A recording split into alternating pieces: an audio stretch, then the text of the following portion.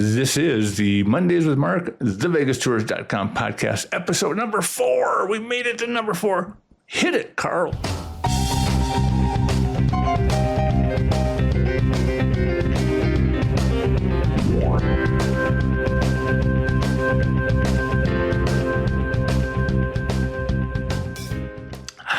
Wow. If you're a fan of old Vegas, you know, the 70s, the 80s, the 90s, if you're a fan of the Imperial Palace Car Collection, this is the episode for you. Yes, it is a long one. It is 2 hours long. I may shorten it up later. I may chop it up, but I'm just going to let this one roll because it was just so much fun to go down history of Vegas. And I am talking with John Workman. He was the assistant curator for the auto collection at the Imperial Palace for almost its entire existence, at least during its actual existence as the Imperial Palace Car Collection. We get into why I use that particular phrase. Fascinating story on that one.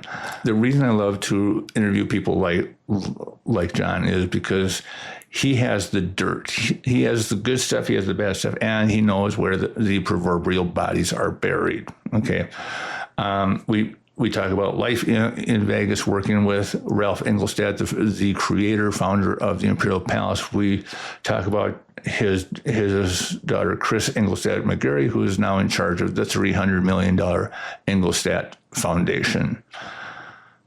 And for you true old Vegas aficionados, we get into the infamous World War II car collection, or what John refers to as the World War II Mercedes-Benz collection, the collection that almost got Ralph's gaming license pulled, and where those cars are, as well as how they came to be. Okay, so there is that, and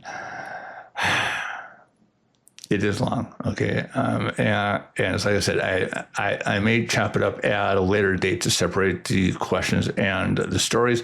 But for now, here's John Workman in its entirety. Enjoy. Good, there we go. Recording in progress. Okay. How you doing? I am doing fine, and yourself, sir? All right, good. Okay. See if I can figure this out. I know sometimes it's frustrating. Yeah, technology. What can I say? Well, I think I'm the only person who can still pull out a real film camera anymore.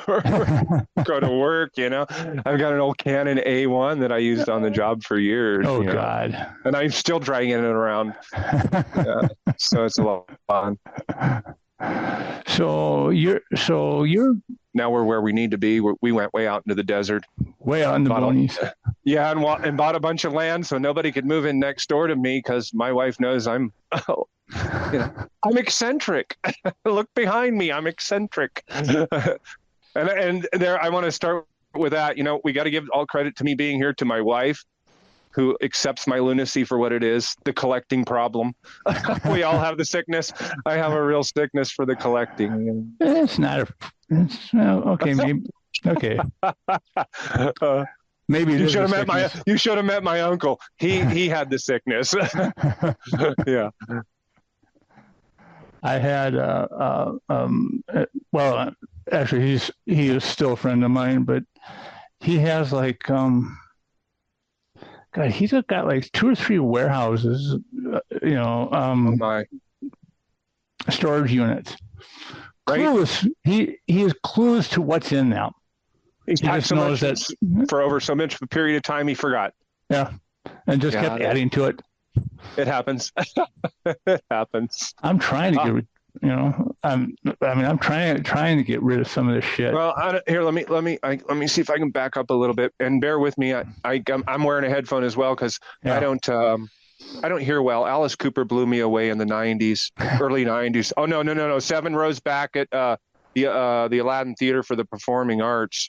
And just like, and blew my ears away, and I don't hear no more in one ear, and I had to have brain surgery because of it and all this other crap. It's just stupid. Well, it was a great concert, though. Yeah. So I remember I I don't know if Jay Leno was filling in for Johnny Carson or he had just taken over, but he had Frank Zappa on. Oh God. And Jay was, oh my God, Frank Zappa, all your music and blah, blah, blah, blah. And Frank's got this like dead look on his face. And he goes, deadpan. Yeah. He goes from 1965 to 1980. Nothing. He remembers none of it. I don't want to remember. He's like, you can tell me anything because I'm just like, whatever. Okay, did I do that? I remember when he was in town, he called up the auto collection because as he seldom did, or not seldom, I should say often did when he was in town. He had Robert Urich on and they needed a T-Bird. Oh, they needed a Thunderbird for a shot they wanted to do and blah blah blah blah. So yeah, I drove out and took the T-Bird out. It's of course it's open. We don't have the hard top on it because everybody wants to see, right? Yeah, of course. And it starts raining. The one time it rains in Vegas. Yeah, right. And Robert Urich grabs a handful of Kleenex and starts wiping off the seats of the car. I said, psst, psst. It's a car. It'll be okay. It's fine. It'll be all right. I'm sure it'll be okay. I'm not going to worry about it at this point. You ever see the show Vegas? Oh, I was a huge fan of the show. Absolutely. As a kid, especially, in Las Vegas, we didn't get to see stuff that we saw as kids running around. Right. So we saw that on TV and we go, oh, I remember. Oh, yeah, I know where that's at. And oh, yeah, I know where that's at. And that, oh, that's not right. That's not there. Yeah. That was always the thing. Oh, that's not right. That's not there. That's over on the other side. They put that up. Yeah. Yeah. So it was fun. As a kid, it was always great. And then growing up, in fact, I think I've watched reruns here within the last couple of years or something. Well, who is the number one guy in that show? Robert Urich. That's the guy. No. Oh, okay, yeah. Sorry. Dan the one Vegas. after that. Oh, you're talking about the James Caan one. Yes, that one with Jimmy Caan. Yes. I went back another decade or two. I'm sorry, I'm old. Oops, showed it up there. Vegas with Jimmy Caan. Yeah, that's he played the boss. Yeah. The first season was filmed here at Excalibur. No, okay. What was it? X or Mandalay Bay? Okay. I did watch it. It was a good show for a while. Okay. And then after the first season, they had moved it out to Hollywood, and they would come back every now and then just to shoot a couple of scenes to make it. Okay. B-roll. Yeah. For footage B-roll. Yeah. Well, the whole cast would come in, and and from what I was told, they would shoot from like Monday to Thursday from 11 p.m. to 4 a.m. Okay, and James Caan and the other guy that was in there were young kid. Yeah, were Vegas party animals. James Caan had lived here at that time. Okay. Oh. So, but the female star was Nikki Cox, and she could not keep up with them. She tried, and so it became a joke because you could tell the scenes the scenes she filmed in Vegas because she's hungover, and she's reading the cue cards that are just right next to the camera. She's like, "Hi, Bob. How are you? Yeah, good day today." No, I wasn't afforded those kind of privileges. Once I went to work, for Ralph, you couldn't mess up in public, no matter whether you were on or off work. You messed up off work and being in a public position for the hotel, you still could get slammed. you could get the bye-bye slip. Well, we don't need you. Thank you. Next. Well, actually, It's funny because the first 6 months I was there, Ralph wanted me fired. Really? Yeah, I parked a car in the wrong place, and my manager at the time, she had told me, do this, do this, do this, and of course I'm young. I'm there 6 months. I'm 22 years old, so Yeah. and so I'm just doing what I'm told. And well, it was flood time. Okay, I didn't know. Nobody came up to the auto collection and said it's flood time. Nobody told us. Yeah. So and so Ralph was out prowling the property as he always did. When those things started happening, he wanted to see what was going on in the property because he knew what was coming. Right. You had to get set up for the floods when they came through on the palace. Anybody who knows the Imperial Palace knows the flood. Yep. Right. So, so I parked this car. We were moving cars, and I had parked a car underneath in a place where it could got washed away and blah, blah, blah. And he got on the radio and like, who the hell, blah, blah, blah. I want them. I want them. And I kind of got hit out up in the collection dusting cars for the rest of the day until it was explained that it wasn't his fault. He just did what he was told. And, but after that, I never really had any issue with Ralph. I very rarely seen him myself, even for the number of years I was there, I very rarely seen him. He owned the place, huh? Yeah, well, but he was everywhere. Ralph was nowhere and everywhere at once. He seemed like a very hands-on guy. Yeah, he was absolutely yes. Okay. There wasn't nothing Ralph couldn't do in his own hotel that he could kick you off the job and do himself. He was a contractor. I mean, that's where he started, back in North Dakota. He was a contractor. And he came out here, he came out to Vegas in 59 to start working for the test site, building stuff out there. Then he built North Las Vegas. In fact, a bunch of streets are down there. Street and Betty Street and Ingolstadt Road and blah, blah, blah, right? Yeah, so everyone knows those stories. Well, I watched that video with Chris and Dirty Jobs guy. Mike Rowe. Yes. Yeah. And she explained that about her dad is that, he didn't have any hobbies because he couldn't understand what a hobby was. Business was hobby for him. That was his life. He enjoyed business. And he, a lot of people think Imperial Palace, Ralph Ingolstadt, and that was it. Ralph went far, far, far, far beyond Las Vegas. And he had like a major company in every state in the union at one time, and that was just him. He was an entrepreneur. He piggybacked off what he did with Howard Hughes. See, I want to get into that part. I don't know a whole bunch about it. I mean, I can give you the story that everybody pretty much knows, but it was okay. Hold on. I get this a lot. Well, everyone knows that. No, we don't. Sorry. They're assumptions, right? We all know that one, right? No. Well, I mean, I should say it's well documented. Okay. I mean, it's on record at the, if you can go, I'm pretty sure it's online. The deed deal and all that, like you can go online to the Clark County Assessor's office and find any deed, right? On what? On what? Oh, the sale of the North Las Vegas airport. Yes. Okay. Right. Yes, he bought the North Las Vegas airport from Ralph. Yeah. And I think Ralph's big deal is he wanted to be a millionaire before he was 30, and he beat that. He did that. Yeah, he did that with that deal with Hughes, and then he moved on to buy what became the Klondike out there on the end of the strip at the time. Right. That was his first hotel that he opened up. In fact, I think Chris mentions working at that hotel as a maid. Yeah, as a maid when she was a kid. Yeah. There's another funny one. You speak of Chris. When I first started to work there, I used to wash Ralph and Betty's car for them in their executive garage. And I had to go down there and wash them by hand.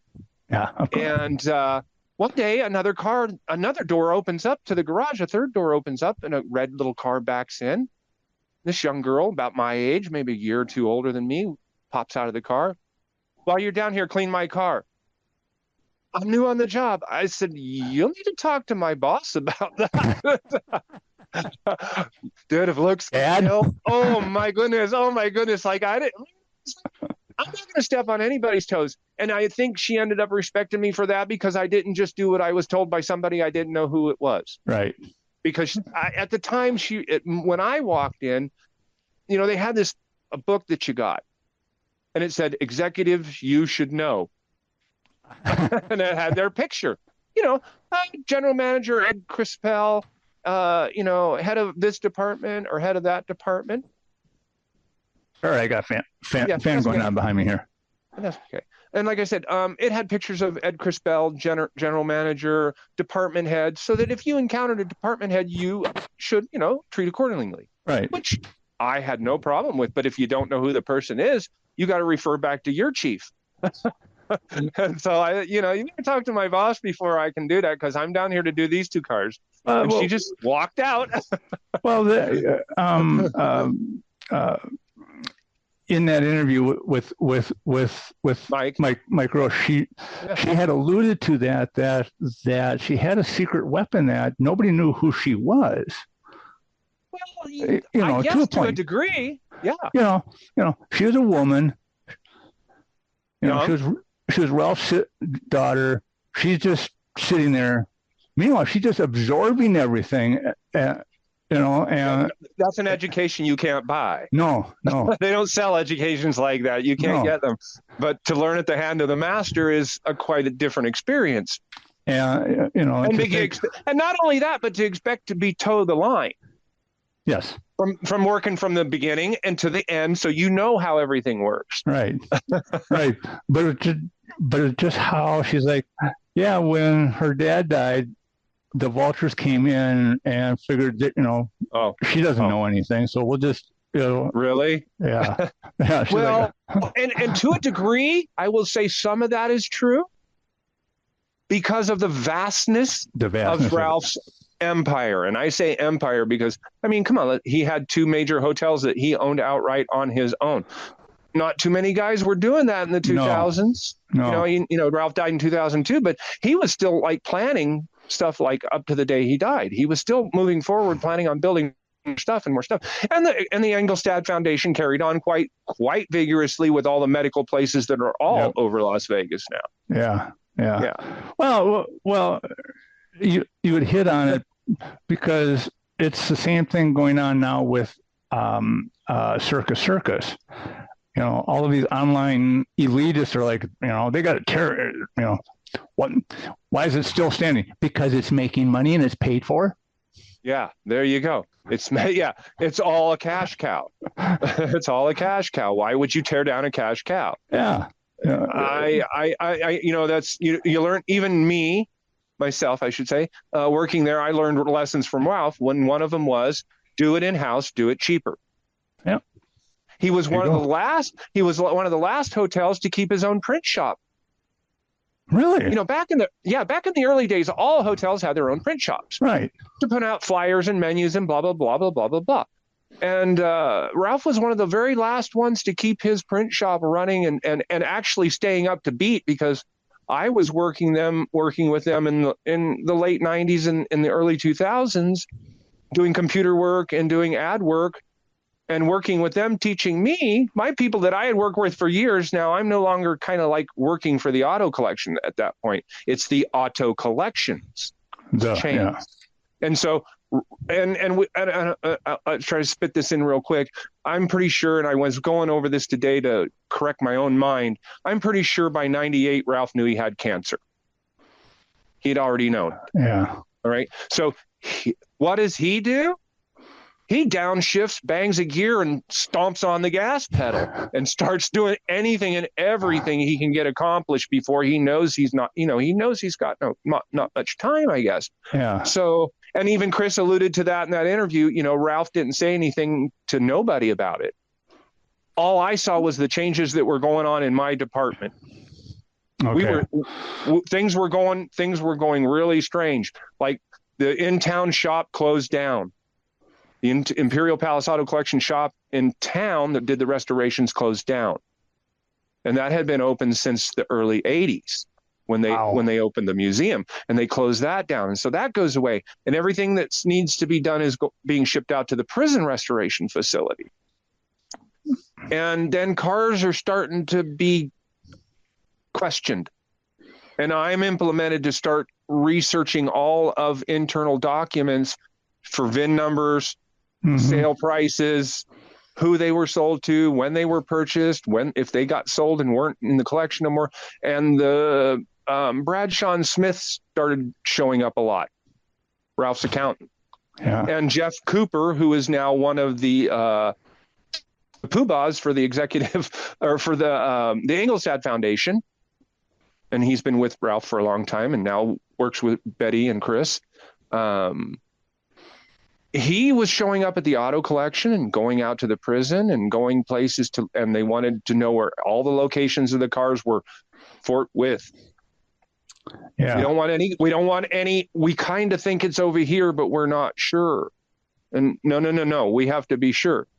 Yeah. And so I'm noticing that because we never really stayed that tight on top of the docks as far as the day-to-day things for me. Mm-hmm. I did a lot of photography and I moved a lot of cars. And I did a lot of events and blah, blah, blah, blah, blah, blah, blah. We can go on down the road. But as far as like starting to really dig into the master files that were located in Ralph's office, I was going out to Ralph's office on a regular basis out to his house and sitting on the floor in the executive office of his house out on Pecos. And I was going through all these folders and hundreds of folders for cars. And I'm trying to get information on them. And can we prove this is actually this car? Do we have any documentation for this car that is this what's supposed to be this car? And so that's where I started noticing the changes. Why am I spending so much time out at the house? Yeah. And why me? Why you? Me? Yeah. Because I'm a meat and potatoes. I clean up after the elephants and I slap them on the butt and make sure they run around the ring. But I'm not digging into the docks all that much at that point. Photographs, yes. VIN numbers, I did a lot of VIN verification in the early days on the Mercedes collection because nobody had pinned it down. And I worked with a man by the name of Jan Mellon, who is considered to be the expert on pre-war Mercedes in the world. He's written 2 books. Everybody just humana and bows down to him. When he says something about a Mercedes, you better believe it. And so I was working with him back and forth. And when he would come to town and we would spend hours in the back warehouse going over the cars and stuff. So I did a lot of work like that in the early days, but nothing like what started happening like towards 96, 97, 98. Things started moving like that. And I'm spending a lot of time getting docs and stuff together. And then all of a sudden, oops, no more Imperial Palace Auto Collection. Yeah. 2000, that's it. Now it changes to the auto collections, plural, at the Imperial Palace. Don't change the branding, only put one letter on the end. Everybody knows the look, everybody knows the colors. Nobody notices it. Well, it's not that they don't notice it, but why spend the money? Yeah. Well, okay. True. They got a brand out there. Keep burning the brand. Yeah. You know, some people were brought in that didn't like the brand. And they wanted, and I dig it because I guess I understand it to a point because we had so many significant cars in the car world that we were more like a popcorn side attraction that you got a free pass to and a drink on the way out the casino than we were like, you know, I don't know if you've ever seen the Nethercutt Museum, you know, No. it's pink and black marble everywhere. When Ken Behring built the Blackhawk Museum up in Danville, California, mirrors and black marble everywhere.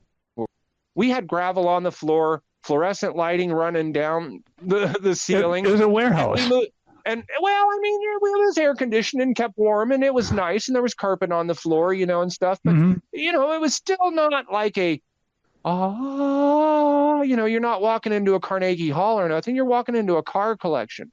And we moved cars in and out all the time. Keep it fresh. Fresh, keep it fresh. Because you had to go from the front of the hotel all the way through the casino, all the way through the shopping arcade, and all the way to the back of the hotel and get on an elevator to come up the auto collection.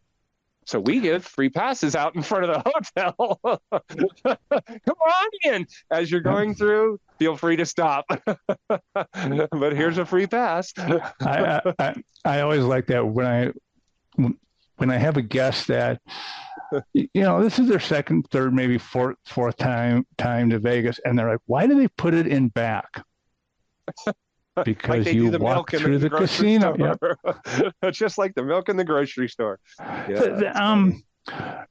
The interesting thing is, I got my notes and we're going to back this whole train up. Yeah, back the train up a bit. Yeah. Yeah. But when Harrah's / Caesar's Palace bought it.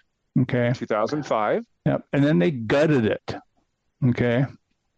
And then they built the hotel. Yeah. They had gutted it. Okay. And named it the Quad. Okay? Right. Yes. In 2012. Yeah. 2012. Yes. I had people still there. I was gone by then, long gone by then, but I still had people there that I could reach out to and touch. Really? Cool. Yeah, dude. You don't get rid of those kind of people until they're all gone, and then they don't there no more, so you can't do nothing. But they never changed the layout. That was the thing that they still had that screwy hall. They still had that screwy hallway. That hallway and all that. That's to slow you down. That hallway is designed to slow you down. You don't want a straight shot through anything. The shortest distance between 2 points is a straight line. Right. Don't make a straight line. It's all geared. It's just like a grocery store. It's all geared to keep you in the casino because that's what marketing. Marketing. Yeah. It's even right down to the structure of the inside, like the carpet. They don't want you standing in certain places, so carpet has got crazy patterns on it, right? Right. That's to keep you moving off of that part of the carpet. They want you in other parts of the hotel, not standing in the aisles where everybody's got to go to and from. I've always said that if you wanted a marketing degree, work in a casino. They know how to market. Oh, well, I mean, they did. I don't know about anymore. No. And I haven't been home in a long time, and I call Las Vegas home. Yeah. No, anything but Vegas. True. Now they became shopping centers, and algorithms, right? That's what I mean. That's all the big buzz. I guess that's the buzzword is algorithms. But we plug this stuff in, and whatever the machine says we should do, we do it. Right. Yeah. And I guess technically it works to a degree until people get tired of it. Yeah. All right. Okay. I did see your video with you going down the strip in your little car. Yeah. In the little Zook thing or whatever it was. Yeah. That was great. I'm very all for those. Definitely. For the strip, that would be fabulous. Yes. It could make them more money if they do it right. It could make them more money if they do it right. Yeah. As a tour guide, I'm going, oh, I'm so screwed. I'm so screwed. And nobody wants go to out to Hoover Dam. I don't need a tour guide. Well, I don't necessarily say that it should take care of that facilitation, but from hotel to hotel, on the strip, can't be a better way. Can't be a better way. If you want to go from the Sahara or whatever it's called now, I don't know what it is Sahara. these days. Yeah. Okay. From the Sahara, let's say up to the MGM, you just tell the little car, Sahara to MGM, thank you, and boom, and you're gone, and it drops you off, and it's kind of like bus service, but with the personalization and the flexibility of a personal car. So you haven't seen the Vegas Loop then, the underground one? I've heard about it. I guess that's Elon's deal, right? Yep. Is that? Yep. Am I correct? Okay, yeah. I don't know a lot about it. I've heard about it. I have not seen it. I haven't been home, and I don't remember. The end result is that where the car comes up. You get in, and it's got a list of the hotels. You push a button, and you go back into the tunnel, and you come out at that hotel. Like the vacuum tubes at the bank. Yeah, exactly. That's it. Well, I mean, the way you describe it, yeah, that's it. The vacuum tubes at the bank. And is it functioning? Does it work here? Or yeah, well, they started it out at the convention center because the convention center is 4 million square feet now, and then it goes to Resorts World, which sits where the Stardust used to sit. It goes to the Westgate, which was the International. Right. That one I remember. Yeah. Goes to the Encore. In the end, it's going to go all the way down by the airport, the stadium, downtown. It's going to have like 68 stations. So. Wow. Yeah. And if it works, and if it functions properly, it's the best way to do it. Get the traffic off of the strip. Yeah. Leave it for foot traffic. Yeah. The more time they spend on their feet, the more time they're spending money. I'm sorry. It's a bad habit that somebody, I don't know who he is, maybe a guy I worked for, kind of instilled in me. Don't stop the flow. Right. Don't stop the flow. Nothing stops the flow. Well, I mean, back in the day, if you got into an argument in the pit on the floor in the casino, you got fired. You didn't argue on the floor in the casino pit. You took it back into the back room, into the dealer's lounge, wherever it might be you need to go, but you get it off the floor and you don't do it in front of the people. They don't want it to be around it. No. So, you learn all that stuff real quick. No. All right. You moved to Vegas when you were 4 months old. 4 weeks. 4 weeks old. Oh. Okay. Yeah, I was born and my uncle grabbed me with my mom, and my dad and my brothers got in a car with a U-Haul, and I was sitting on my uncle's lap and flew to Las Vegas at 4 weeks old. Yeah. Tell you what, how about if we start with who are you? Oh, yeah, we get back to that, and you can cut all this together later, right? We got into our own conversation, right? It happens. My name is John Workman. Who am I? I'm somebody, I guess, but I'm really nobody that anybody knows. But just like 100 other guys, there's 100 other guys just like me in other places. A lot of the guys I was with are pretty much gone these days. But I was the assistant curator of the Imperial Palace Auto Collection, and I worked there from 19. Again?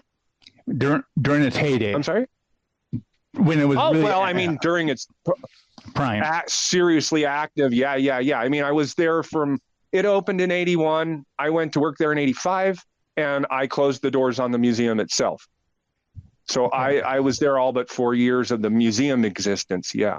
Ralph's museum. Yeah. Okay. Really quick. All of that stuff behind you is Vegas memorabilia, and you want to sell it? Oh, sure, man. Anything you can see that's in this room, in the camera behind me, if you think you can zero in and go, oh, that's kind of cool. But the problem is you can't.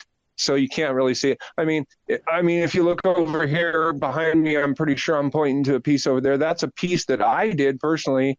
I used to sit in front of the car in the back warehouse and sketch it and draw it and sketch it and draw it and count things and count spokes and count lines and do this, that. And that's a final complete technical drawing and some painting overlays of the Mercedes-Benz 500K Special Roadster. And that car, it was one of the strangest stories that ever came out to it, because it sold many, many years later, and it was headed back to Germany. And when it went back to Germany, it was seized by the German police, and it went back to the original owner, that the family who bought it in 1935. Ooh. I think he paid $4.5 million at an R&M auction for the car. And then when it got back to Germany, they seized the car and gave it back to the family. And that was that. Thank you.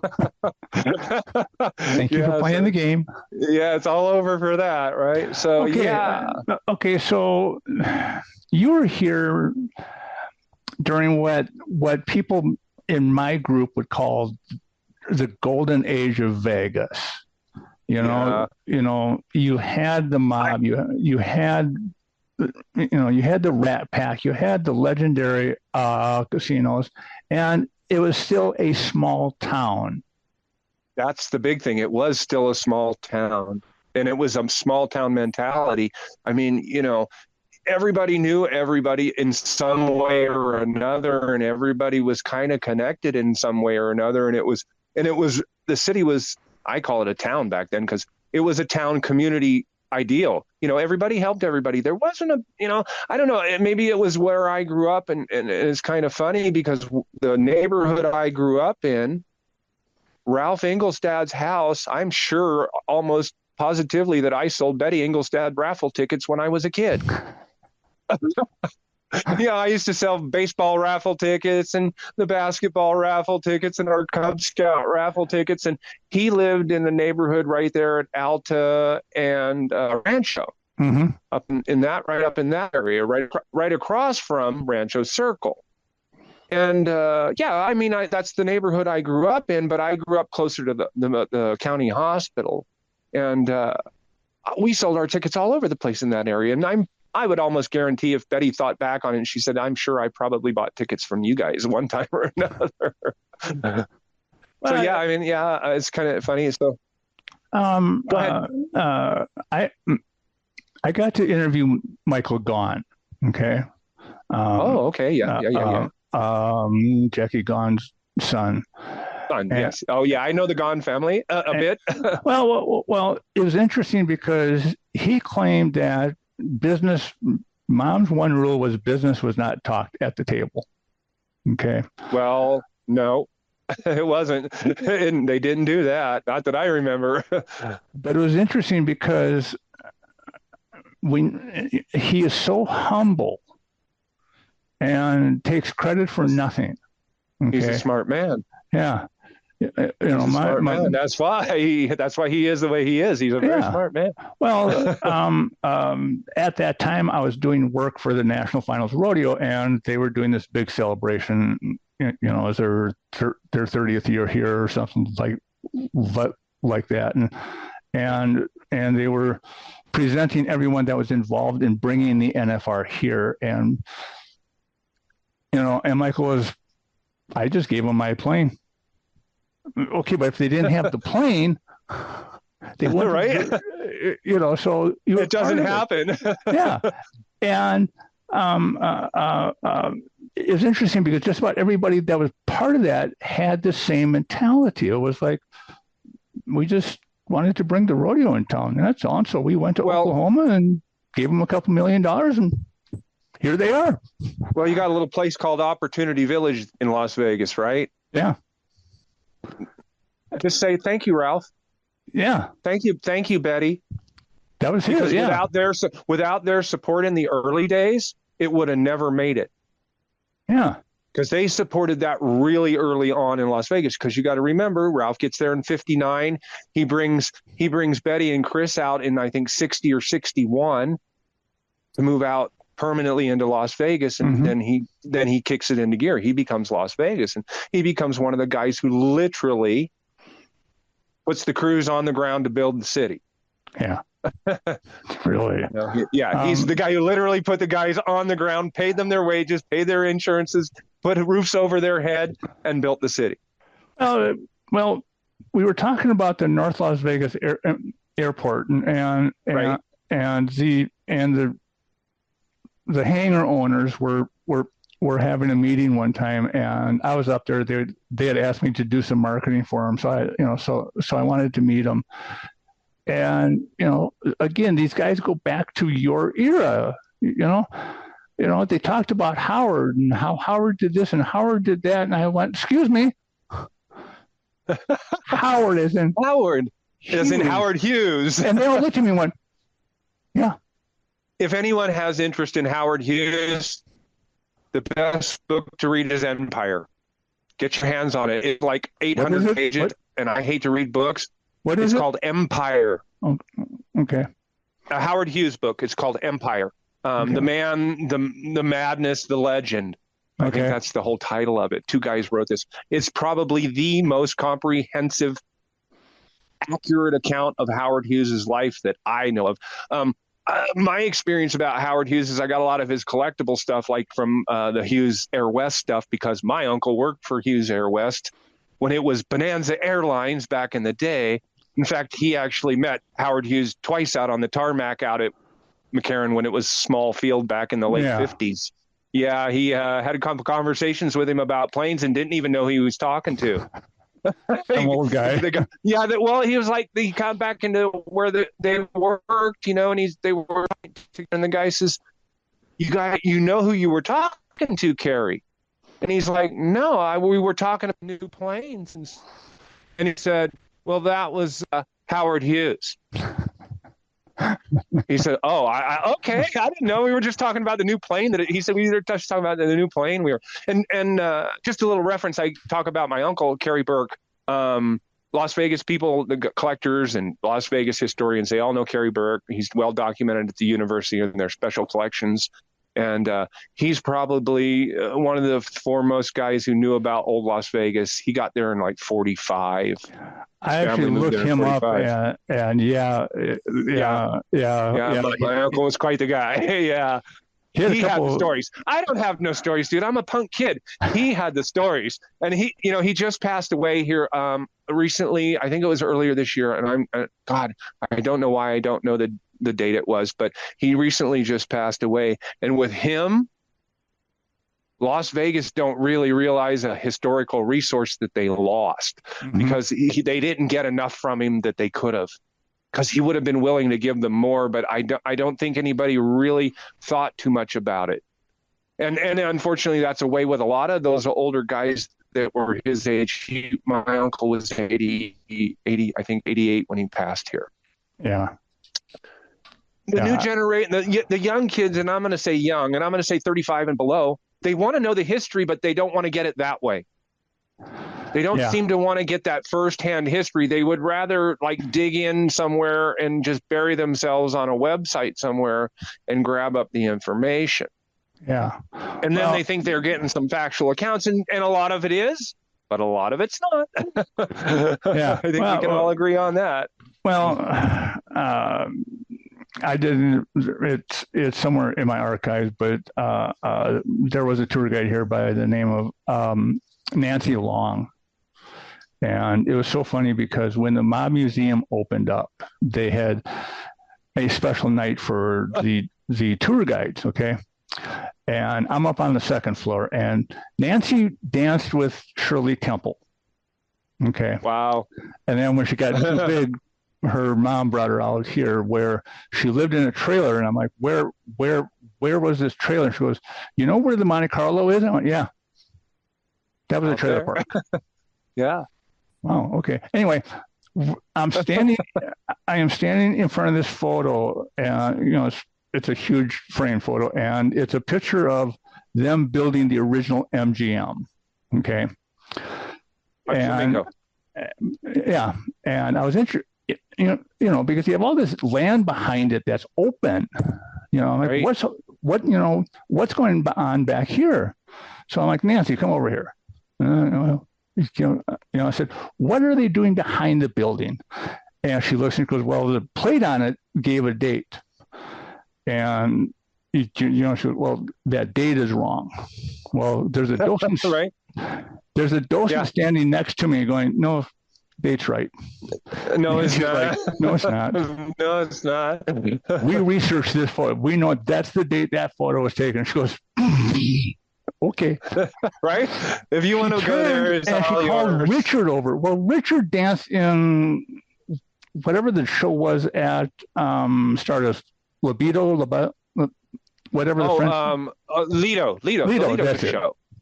Yes, the Lido show, yes. Now, both of these people are old Vegas. They do not leave the house unless they are dressed to the nines, okay? Right. Yeah, they know that's their way. Yeah. So Richard pops over and goes, hey, that date. And he looks and goes, oh, yeah, right. In whose mind is that one? This docent popped a gasket. Oh, my God, she went off on us. We researched it, blah, blah, blah, blah, blah. And Richard goes, well, if that's the date, that building did not exist. Well, why?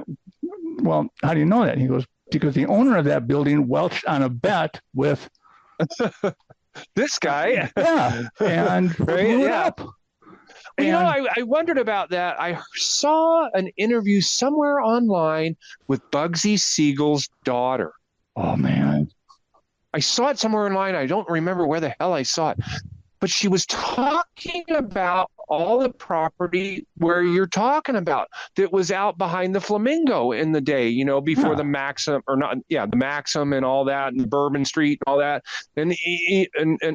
And she was saying, well, I used to own that because my dad left it to me, but I got swindled out of it by people who told me I should sell it right then and do this and get the money and blah, blah, blah. Yeah. And I'm going, if she would have had that land at the time she was interviewed, she would have been everything in Las Vegas. Yeah, and with that kind of, that property and that position, there would have been no stopping her. She could have done whatever she wanted to. But, people intervene. Somebody says, do this, do that, and stuff happens. Yeah. Well, you look back on this, and like Kirk Corkian used to buy military jets from World War II and sell them for scrap. And then he got into carrying airmail, and he kept coming into Vegas, and one thing led to another, and he's like, how about if I carry passengers? Because the hacienda was. You're talking, and then you bring Peg Crockett and her husband into it. Yeah. And I think Peg Crockett just passed away here recently too. Yeah, that was a shame. I used to drive limo for her and what we used to call the Golden Girls. The Golden Girls. Yeah, it was the executive administrator of the collection, Richie Klein's mom, and some of the other women. It was like Peg Crockett and a few other like that. And they got together and formed this little group of little old ladies. And so Richie was always allowing them to use the limo for their events that they wanted to. And many, many times I drove them all over town. I'm no limo driver. I was scared as hell driving that thing out on the streets. I've driven everything from tanks to electric cars. I just didn't want anything to do with it. But it was like, you got time tonight, right, to drive the Golden Girls? Yeah, right? Okay, yeah, I guess I do. What was your first job? In Las Vegas? Yeah. Legit or side? Okay, both. Oh, wait, you were runner for your dad. Yeah, I did some business for my dad in the early days as a kid and on into my teens and my adulthood a little bit. Did you? It's a story like, it's one of those 100 other stories. It's like, we weren't rich people. My dad was a blue collar worker. He worked for Southern Nevada Memorial Hospital. That was the first job he got when he came to Las Vegas in '63, and he retired from that job. But he was a painter. He worked in the maintenance shop, and he was a painter.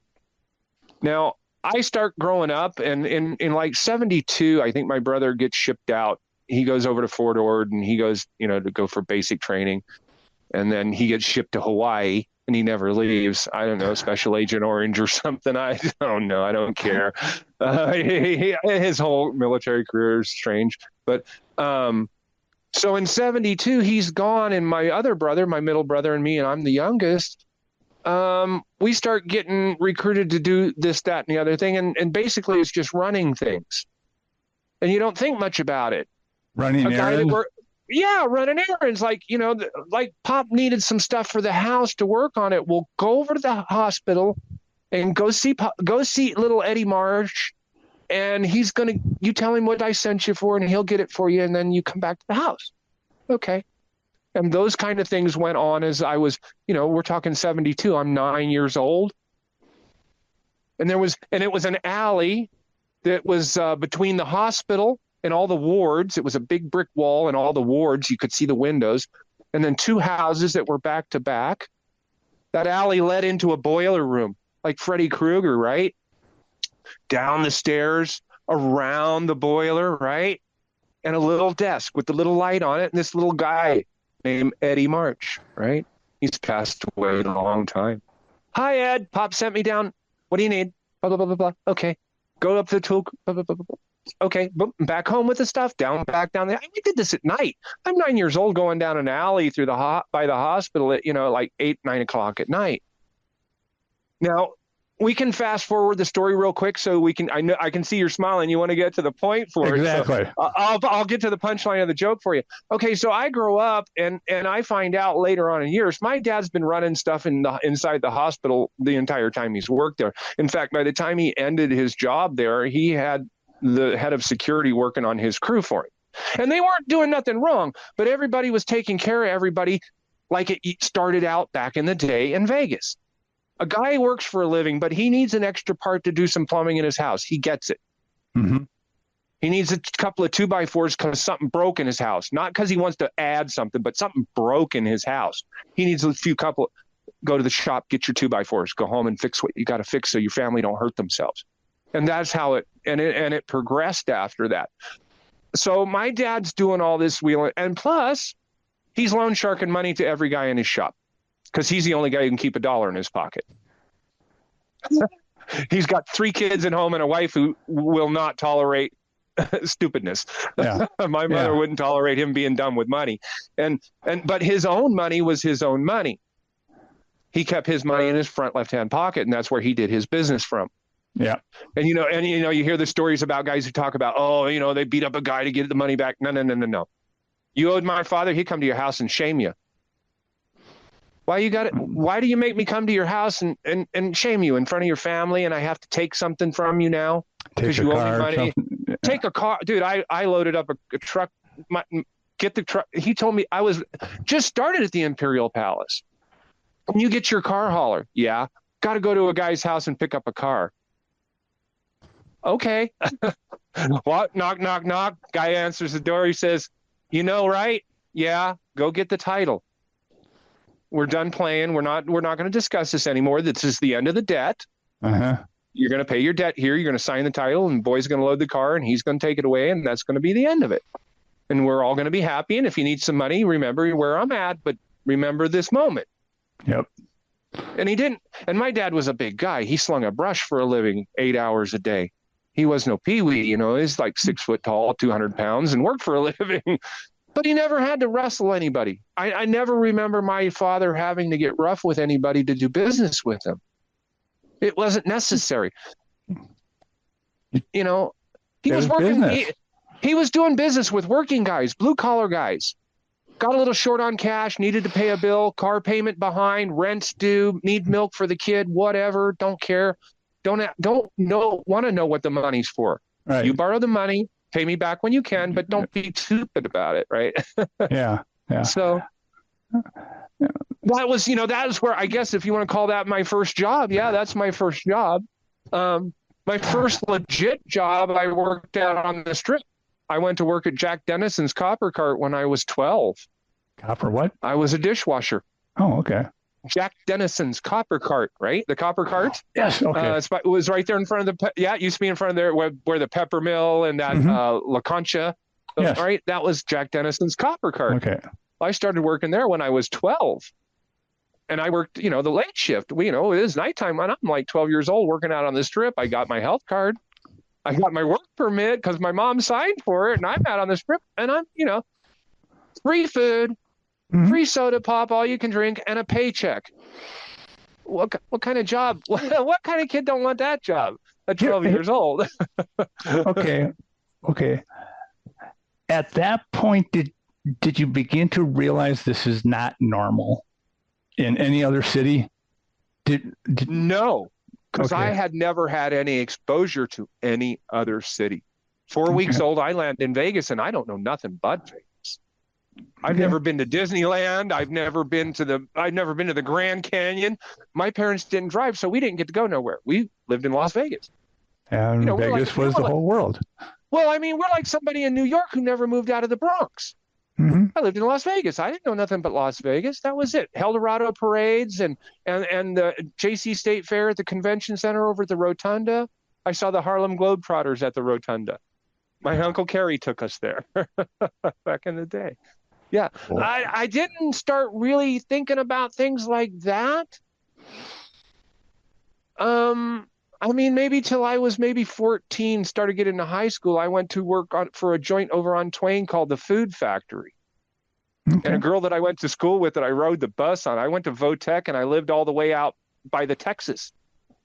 Right? Yeah. Votech is all the way on the other end of the world compared to where Vegas Drive and Rancho is. But I used to get on a bus every morning and go to school. I got on the bus at 4:30 in the morning to get to school on time, And but I got a job at the Food Factory from the girl I rode the bus with. Okay. Food Factory. When people outside of Vegas, when kids are starting in high school, your parents are like pointing you towards college. Did that happen to you? Not in those days. No. Like by the time I'm 12, 13 years old, you want a pair of blue jeans that you like, you better get a job to buy them. Okay. And don't get me wrong, my parents provided us everything we ever needed and more than we ever needed, and there wasn't any issues. But if you wanted a fancy pair of pants or a nice pair of shoes or a fancy shirt to go out on Saturday night, better get a job to pay for it. But it wasn't. It wasn't mean. It wasn't vindictive. No, nothing like that. No, it's just that, like when I came here in 2001. Vegas has the worst educational system on God's green earth, and they absolutely they do now. They didn't. Okay, but when I was growing up as a kid going to school there, they didn't. well, I point at your era. Okay. Because you didn't need a college education to throw dice, and in Vegas. Pre-2005, a guy parking cars could make a nice living, buy a house in Vegas, could be dumb as a box of rocks, but as long as he could park a car, he was making $80,000 a year. Yeah. Between his pay and his tips, I was doing okay. Yeah. So the idea of I got to go to college never entered these people's mind because they didn't, there's no reason to. No, not when you can earn as much, and that's kind of why I dropped out of high school. I was going to Votech, and I was in my junior year, and I was making more than the teachers who were teaching me, and what they weren't teaching me wasn't what I was there to learn about. And it was like, I make more money than you, and you're not teaching me what I came here for, because Votech had changed when I went there. From my sophomore to my junior year, it quit being a vocational school and turned into a city high school, as far as I'm concerned. And it went rogue. So and I went, so why am I listening to you anymore? And I kind of messed up because had I graduated, I would have been grandfathered into my father's union, and I would have went under apprenticeship under a master carpenter instantaneously with a front of the line golden Charlie ticket. Yep. Go be a carpenter. But roads lead us. I ran away from home the day I turned 18. In Vegas, I split. I was gone. Okay. So how did you end up at the Imperial Palace? Okay. I leave home at 18. As I just said, I split, and like 4 years later, I come back to town. I'd had enough of being out in the big bad world and didn't like what I was really doing. Well, I was doing something really cool for a while, and then I went to work for another company, and it was like, this is a drag. I can do this back in Las Vegas or do something better because I know people there at least. So I left. I was in Houston, Texas. And so I moved back to Vegas, and I was putzling around, and I got a job down at the Sun newspaper in the mailroom. Oh my goodness. There was an awakening. Oh my, everybody was drunk or stoned, and I don't know how the paper ever made it to the front porch step. Oh my Lord, it was insane. I got married at 3:00 in the morning when we got off a shift in my work clothes, dude. Are you kidding? What a freak zone. And I got into this. I got one of the printers got me the job as a Goomba deal, right? Yeah, this is one of my guys' kids. Give him a job. And so I went to work in the mail, what they call the mailroom, where you fold the newspapers and you put in the inserts and you get it ready to go out the door to the people who are going to distribute it, right? Because he's the sober one. Oh, are you kidding? Lunchtime was down at the Roaring 20s, which it was called back then, down on Highland, right? Just before you get to Charleston. It was called Highland back, or still then. I don't know. It may have been MLK by then. There's this little joint called the Roaring 20s. And that's where lunch was held. Everybody from the mailroom went down to the Roaring 20s for lunch at, 9:00 at night. Because the shift ended at like 3:00 in the morning or some garbage. It was just crazy. Oh, yeah, it was insane. So I worked that for a little while, and I got married to this broad who worked in there, and things went upside down. And I went into the boss. I said, y'all are crazy. She's crazy. You guys are crazy, and I got to go. And I quit, and I spent about 6 months working on cars. with my dad's buddies and stuff, and hanging out in the pub late at night on Saturdays and Friday nights with my dad's old guys. I used to loaf at Twin Lakes Liquor over on Rancho in Washington. I'm 22 years old at that time. Now I'm loafing with the guys that are like 60 and 65. Yep. And we're closing it down and opening it up again in the morning. I remember waking up and boozing that place. But so the old man gets tired of it one morning. You know, he's just tired of me laying on the couch and getting up to do nothing but play with cars and go to the pub. He says, boy, time to go get a job. And I went to one of those employment agencies they had back in those days. This is, 1985. And this happens in a short period of time.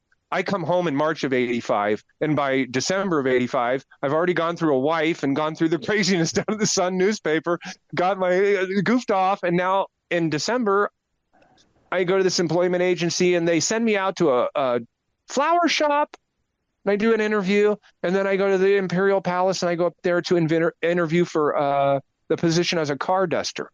That was my original position. I was called, here, I think I have it. Here it is. I'm not going to be funny with you. I'm going to show you living proof. Here it is, brother.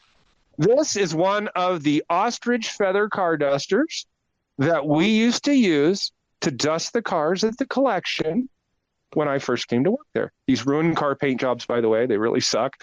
They put nice little cat scratches all over the car, man. It's terrible. But this was what was insisted upon that I use when I first came to work there. And so I was classified as a houseman under the housekeeping header. I didn't work for the auto collections, really. I was a housekeeping person. And I dusted cars. I was there for about a week. They handed me the keys to the castle, and they said, we'll see you on Monday morning. Keep things clean. And then, okay. You got it. So, yeah, that was kind of where I started. I was the first of the new car dusters that got brought in because one of the two, they had two car dusters before I came to work there. One girl, she quit, and another guy upset Betty Engelstad in the grocery store, and he had to go. Okay. Well, was Betty involved? Was she hands-on, or was she just in the hotel? Yeah. No, Betty spent her time for the church. Okay. Betty, I maybe I'm speaking out of school here, and I might be putting words in her mouth, but I think that she appreciated me because there were several times when there were incidents when she was out in the world with her automobile and it would not work for her, that she called me personally in the auto collection and said, John, please come and get my car, and somebody else is already on their way to come get me. Okay. Yeah, and she knew who I was, and she knew that I was I was just a kid, I was a young guy, and I was a hard worker, that was my deal. My old man had made me into a hard worker, and I don't think they'd really had anybody up there that wanted to work. That's just my opinion. The people I saw that were going out the door were kind of scary. How did the car collection start? Do you know? Yeah, I can give you the general description. I wasn't there, of course. Like I said, I started in 85 and the collection opened in 81. Ralph had started already collecting cars. He had a few cars. He had bought a Ford, and that's what the collection was supposed to be originally. It was supposed to be an all Ford museum. Oh, okay. And actually, there was a guy, I'm glad you bring this up. There was a gentleman by the name of Dick Schatzwell. And he was Dick Schatzwell. He was Ralph's guy for the auto collection. He was the guy who was overseeing the day-to-day and when they put it together in 81 and all that. Because, that was just the top of the parking garage. Before that was done, if you drove up to the top of the parking garage, you could see the city. Right. Ralph walled it in, and then he built the auto collection up there. So it opens in 81. He's got a guy, like I said, he's got a guy by the name of Dick Schatzwell running it up to about 84. They get involved. Ralph gets involved with a sale over in California called Movie World, Cars of the Stars, and Pacific Auto Rental. Okay. And it's a family by the name of the Bruckers. And they were famous in Hollywood for every car that was in film from like the 30s forward. They provided the car. They provided props. I remember going down there and picking up the car from the Great Race, the Hannibal car that went up and down and with this corkscrew and all that. I went down there to their old orange packing crate that they owned, the factory they owned where they kept cars. They kept them down in the basement of the orange packing crate building. And I went down there to pick up that car for some reason, blah, blah, blah, blah. But Ralph got involved in that somehow in 84, 80, or maybe early 85. He got involved with that. They also did the Steve McQueen auction, who Chris actually did. Chris was the ramrod on the Steve McQueen auction in 84 when they did that. And from what I understand, that was Steve McQueen's cousin. I guess he lived out in Henderson or Boulder City at the time, and somehow he knew about when Henderson was way out there. Yeah, when Henderson was out. Yeah, when we used to go out there and cause trouble and then come back to Las Vegas, right? So yeah, Chris ramrodded the McQueen sale, and that was very successful, of course. And then they did that other sale, and in 84, he finds this guy named Richie Klein at an auction. And Richie Klein becomes the executive administrator of the auto collection. They hire a guy by the name of Joe Dickey to open up the restoration shop over at Ralph's. Ralph, I don't know if you know, owned Location 1.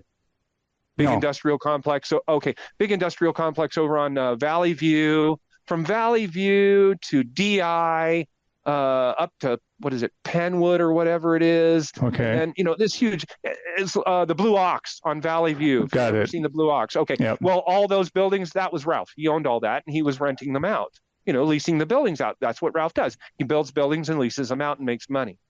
Okay. So they put the restoration shop over there. This guy, Joe Dickey's hired to run the restoration shop. Richie Klein's brought in to be the executive administrator of the auto collection. And they start going to the Harris sales. Ooh. Okay. Because the Up in Harris Reno. sales go, I think they're 84 through 86, and I might be wrong on those dates, Mark. So, bear with me. I could get out my catalogs and I can whip it out of my computer, but we won't. No need for the conversation. They're buying a lot. Ralph buys a lot of supercars. A lot of supercars from the sale up there, because he's got the money. Yeah. By then, Ralph's got the money, and and in those days, those cars weren't really bringing like what we know, big money, Right. but they were still very expensive cars. I mean, he bought a Mitchell, I think, for like $30,000 back then, and that was a pretty expensive price for an open touring car of that year. And this is just a car thing. But anyway, so they go on a buying spree up there, and they just, they clean house up at Harris. They're taking cars right and left. And I remember them coming in, because they were starting to come in as I came in.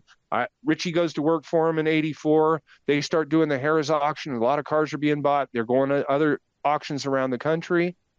And I come in December of 85. So all these cars start pouring in. We're just getting cars 10, 20, 30, 40 at a time. He's buying entire collections to get 3 cars. So now what do you do? You got all these surplus cars that aren't like maybe museum grade, restoration required. Boy, a lot of cars get sold at these auctions. A lot of money. Well, what the hell? Why don't we just open our own auction company? So in 1987, under Ralph's money, because everything and this is one thing I want to stress real quick then. Without Ralph's money and Ralph's want, there is nothing. And I used to try to tell this to the guys that I worked with. Our job hinges on a man's hobby. He could start collecting peanut butter tomorrow, and you and I don't have a job. Yeah. So always keep that in mind, and be grateful that we get to work on a pretty cool deal. We don't have to take no orders from nobody most of the time. We're pretty much left to being adults and handling the job at hand. We get paid well. And you're what, 25 years old? I'm 22, 23, 24 years old. Yeah, when I'm starting there, absolutely. And you're driving these cars. God. Oh, yeah, and I have no idea, dude. The only reason I'm good at it is because I had a stick when I was a kid. I had a Mustang. And I had a 3 on the floor, so I knew how to drive a stick and clutch and all that garbage. So, but let me tell you what, get into your first Model T and don't know what you're doing. I damn near drove. My first driving lesson was on the 4th floor of the parking garage and almost went through one of the barriers at the then went off the end of the garage. And That's a quick lesson how to drive a Model T. And that's not a large parking garage. Well, I remember parking my car up there, and I'm like, oh God, no, really tight up there. Oh yeah, to the inch on the the architecture plan. Yep. No more than that. But I actually did drive an 18-ton dual-tracked troop carrier through the parking garage many times. Got stuck with it many times in the parking garage. It goes on and on about that, that thing was a monster. Yeah. We had to brace up underneath the floor where it sat in the back warehouse so that it wouldn't, start falling through. Yeah. In fact, when PetCon blew up, we were all standing up in the offices of the auto collection, and we all took off running. Son of a bitch, the troop carrier went through the floor. It finally went. We're running like crazy. We get back there and it's just sitting there. Nothing's wrong. It's dead still in the warehouse. Nothing going on. Oh, is out here in Henderson though. Oh, really? You felt it all the way. Oh yeah, dude. Yeah. Real bad. Wow. It made because we're on the 5th floor, so things moved. Yeah. Well, in fact, Chris had her house that Ralph had built for her out on a street called Radcliffe, right off of Warm Springs, kind of out towards Henderson a little bit, but not there yet. It blew the front doors of that house right in. It blew them right into the house, blew the windows into the house, implosion. The concussion blew the doors off. Okay, but I gotta remember, you're talking 30 years ago, and there really wasn't much out there. No, not like that. Yeah. So the concussion, the wave. So the concussion. There wasn't. There was nothing to stop it. Yeah. And that was like an atom bomb going off out there. It was ridiculous. Yeah. Everybody felt that one. Speaking of which, you were there you were there right after the test site, right? Well, no. The test site gets out there. I don't know when it picks up in the 50s, right? Or the late 40s. The test site's constructed, all right. Route. Okay, whatever. Okay. Right. For date wise, but as a kid, did you glow? No. That I hear a lot of guys my age talk about they remember seeing the mushroom cloud. Yeah. And I have to say BS. Because they stopped doing it in 65. About all above down ground testing was stopped. Yeah, like you said, in 63 or 65, whatever it was right there. So you didn't get to see the mushroom cloud. Okay. I do remember the covering ducks under our desks in school, though, for the atomic, when they did the underground testing. Yes. They'd come on our closed circuit TV and the television in our classroom. The teachers would turn it on. We're getting ready we're getting to hold a test at the test site, blah, blah, blah. And they'd have a little thing on it and they would be told, get ready. And here it comes. And then we'd all sit in our chairs waiting for this damn wave to come through our classroom, like something, and it would come through the classroom and it would kind of like, ripple a little bit, but it wasn't like this, like an earthquake or anything. And then it was over and we were all like, well, you turn the TV off. We're going to have to go back to schoolwork. That was a rip off. We didn't want to do anything for at least an hour. Okay. I am going to bounce back here a little. In the 90s, I had lived in Phoenix, Arizona, and I ran a limousine service. One of my clients, his hobby was collecting Rolls Royces and Bentleys. And he would hire me to drive out, to take the cars out to a agriculture machine shop for oil changes, because it was the same oil filter for a Rolls Royce as it was for a John Deere combine. Okay. So, and then, I was 26, 27 years old, and I'm like, Bob, I met this really hot girl, and he go, do you want the Bentley convertible or do you want to take the Rolls Royce? I cannot tell you how many times I got laid in the back of a Bentley convertible. Okay, I'm going to give you here one of those ones that you told me you always get from people you interview. Okay. I have a good story about Teddy Benion's Rolls-Royce limousine, but we won't get to it because if my wife watches this, she might not like it. We weren't together then, of course, but it's a bad story. What was Ted like? Teddy Benion? Yeah. My uncle knew him. My uncle went to school with him. My uncle Kerry, he went to school with them. He went to school with Benion kids. I don't really know much about him, other than the stories that went on. Although I know that his house was right down the street from where I went to grade school. The Michael Jackson house, the crazy house there on Palomino. Yeah. Well, the school was back in those days. It was called West Charleston. Now it's called Howard Wasden Elementary.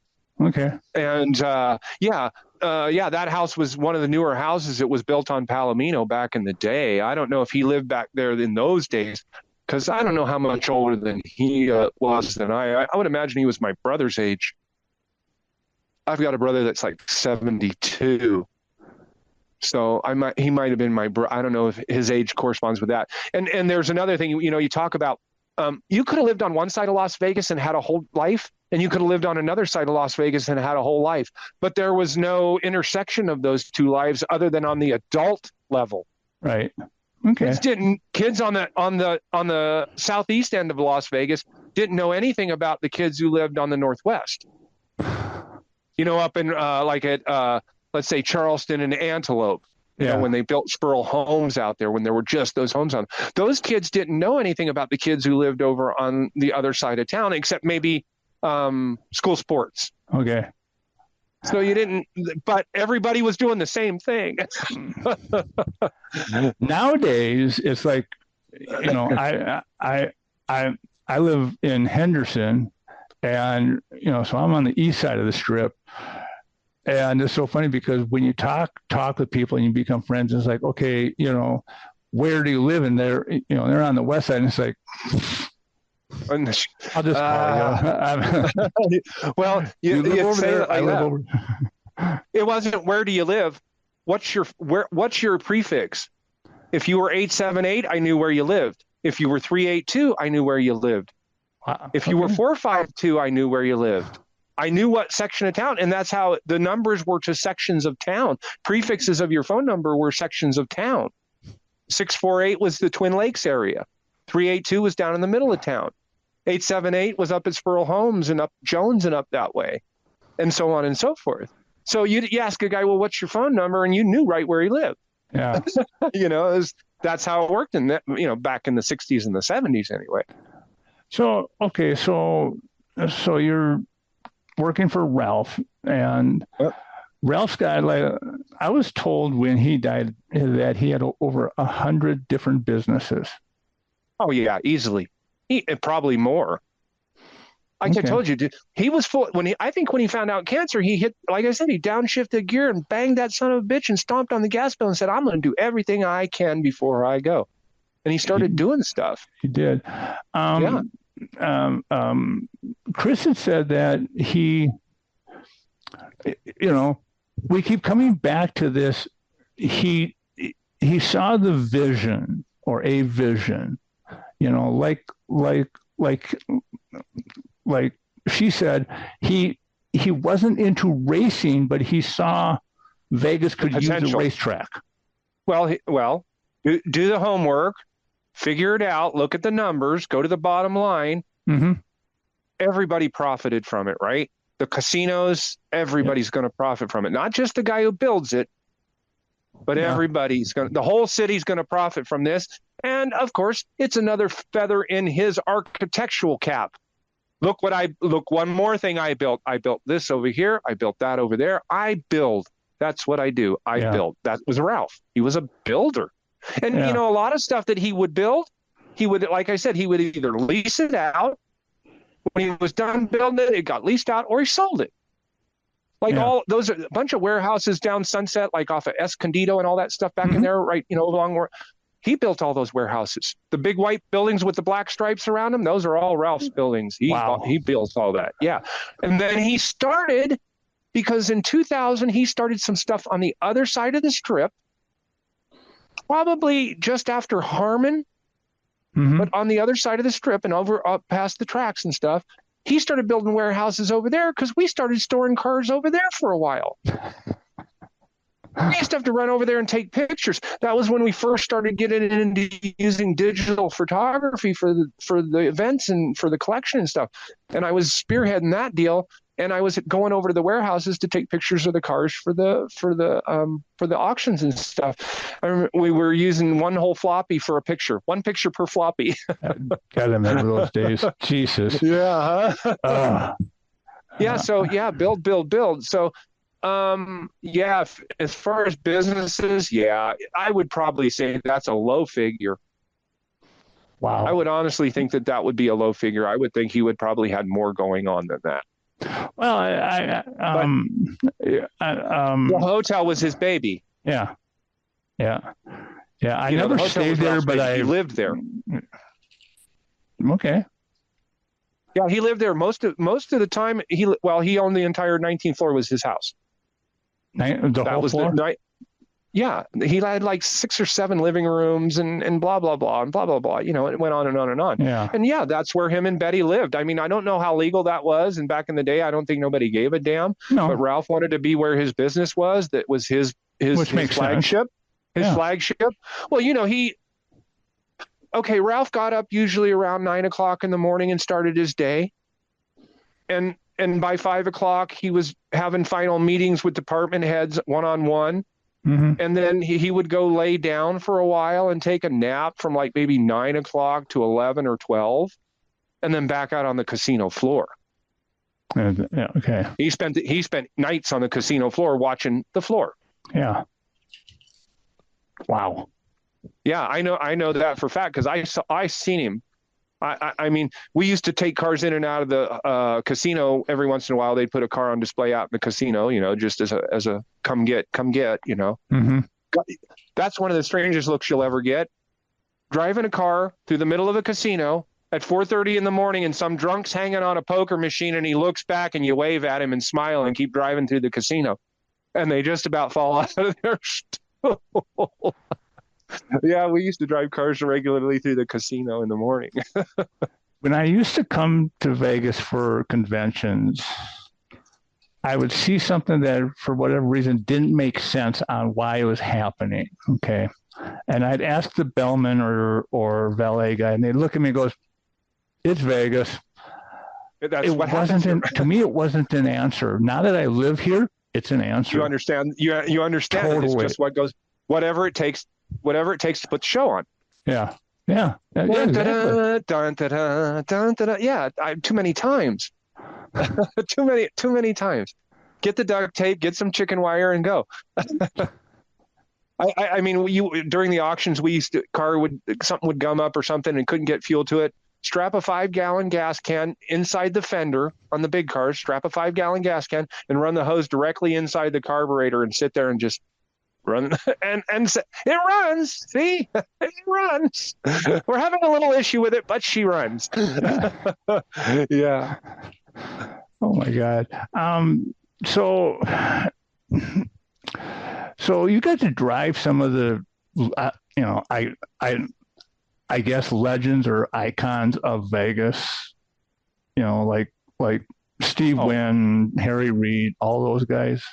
You know. I used to do mostly politicians. Harry, Aaron Kenny back in the day. Ooh, and okay. I had to put a stop to her, at least for me driving her. I wouldn't drive her. I drove her in 2 parades and I quit driving for her. Was she a bad person? No, well, we all found out that later she was, but anyway, at least through the news anyway, I don't know. And I don't know her personally that well enough. But when I saw her put her children's life in risk to throw candy out to the constituency, John, don't drive for people like that. And I come back to the office and I told my boss, Richie, who, he was my day-to-day boss, said, I won't drive for her no more. And her assistant called me up and asked me why. because she didn't call me up for that, but she asked me, she wanted to thank me, and she says, but I understand you don't want to drive for us personally anymore. And she says, I don't understand. I said, I really shouldn't get into that with you. It's not my position. I said, I just won't be your driver if you guys use a car. And I drove Oscar in some parades. He probably don't remember me from Adam, because I'm just the guy in the car. I drove the San Diego Chicken out onto the baseball field down at Cashman Field, and I used to do Tourism Week. When they had the Tourism Week, I several times up and down the strip with all the showgirls, and I would have the showgirls on the back of the car, and we'd drive up and down the strip and do stuff like that. So when it came to actually handling the cars out in public, a lot of that was my responsibility to be behind the wheel. Okay. Yeah. Now, when did it stop being all Ralph's cars? When did he start bringing other people's cars in? Okay. In early 90s, mid 90s, early to mid 90s. Okay. Ralph's starting the track, right? Mm-hmm. Well, he's not just building the track. The industrial park is also part of the plan. Okay, you're going to have an industrial park next to a racing facility. Who do you want to be your anchor tenant? Carroll Shelby. Give the man a gold star. Ding, ding, ding, ding. Yeah, absolutely. So they start courting Carroll Shelby. In fact, we did the Carroll Shelby historic garage sale in Newport Beach, California in 94. That was Ralph's, the auction company, and that was basically IP crew mostly. Some outside hired hands to do grunt work, but mostly IP guys running the show.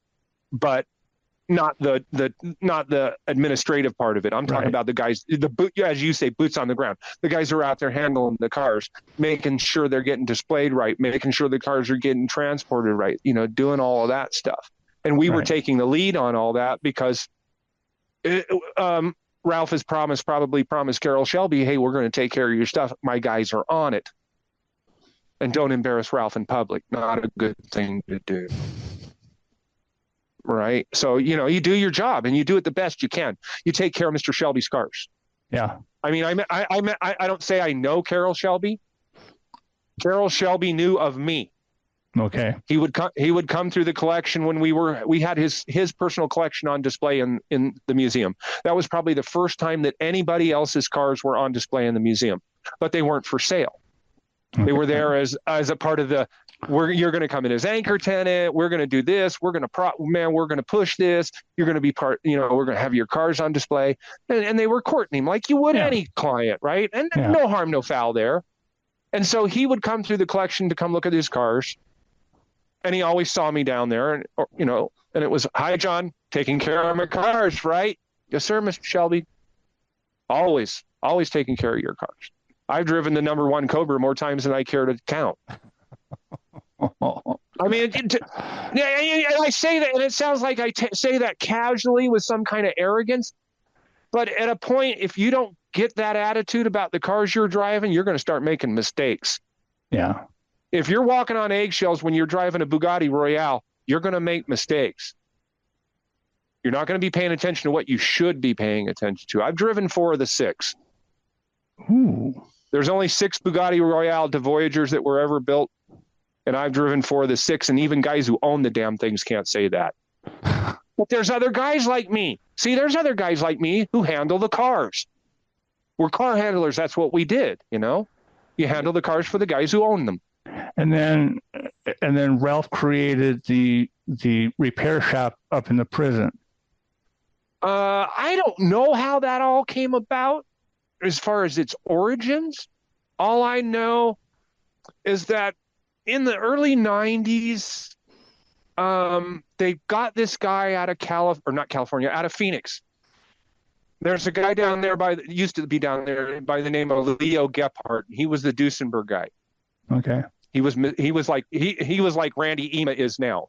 I mean, if you know anything about Duesenbergs and you know Randy Ema is Duesenberg. Okay. Well, Gotta ask you really quick. Sorry. Okay. What's a Duesenberg is a freaking tank. Absolutely, dude. But I burned one out several times. I've lit the back end up, smoked the wheels off of them. I was going to ask you, what's betcha, that buddy. like driving that something that, I mean, those things weigh a couple of tons. Yeah. I've only had one of those big type cars ever up to any real high speeds. And it was a Maybach, a 1936 Maybach. And we took it out to Red Rock for a shoot with a guy by the name of Ron Quarry from Automobile Quarterly. And he wanted to get some side-by-side action shots. And he says, just go as fast as you can and I'll get my pictures, dude. And we head out the road that that Red Rock back in the day, there wasn't anything out there. So you get on the road and just haul. I got it up to 65 miles an hour. It was pretty damn scary. Yeah, because it just starts rocking. It just starts, going back and forth like this. Even though it's a German car and they were meant to really do those speeds. Yeah. At that point in its life, I don't think it was meant to do those speeds anymore. So it was pretty scary, Even the restored cars, these guys spend a lot of money on restoring these cars. And I tell you the truth, they're show kittens.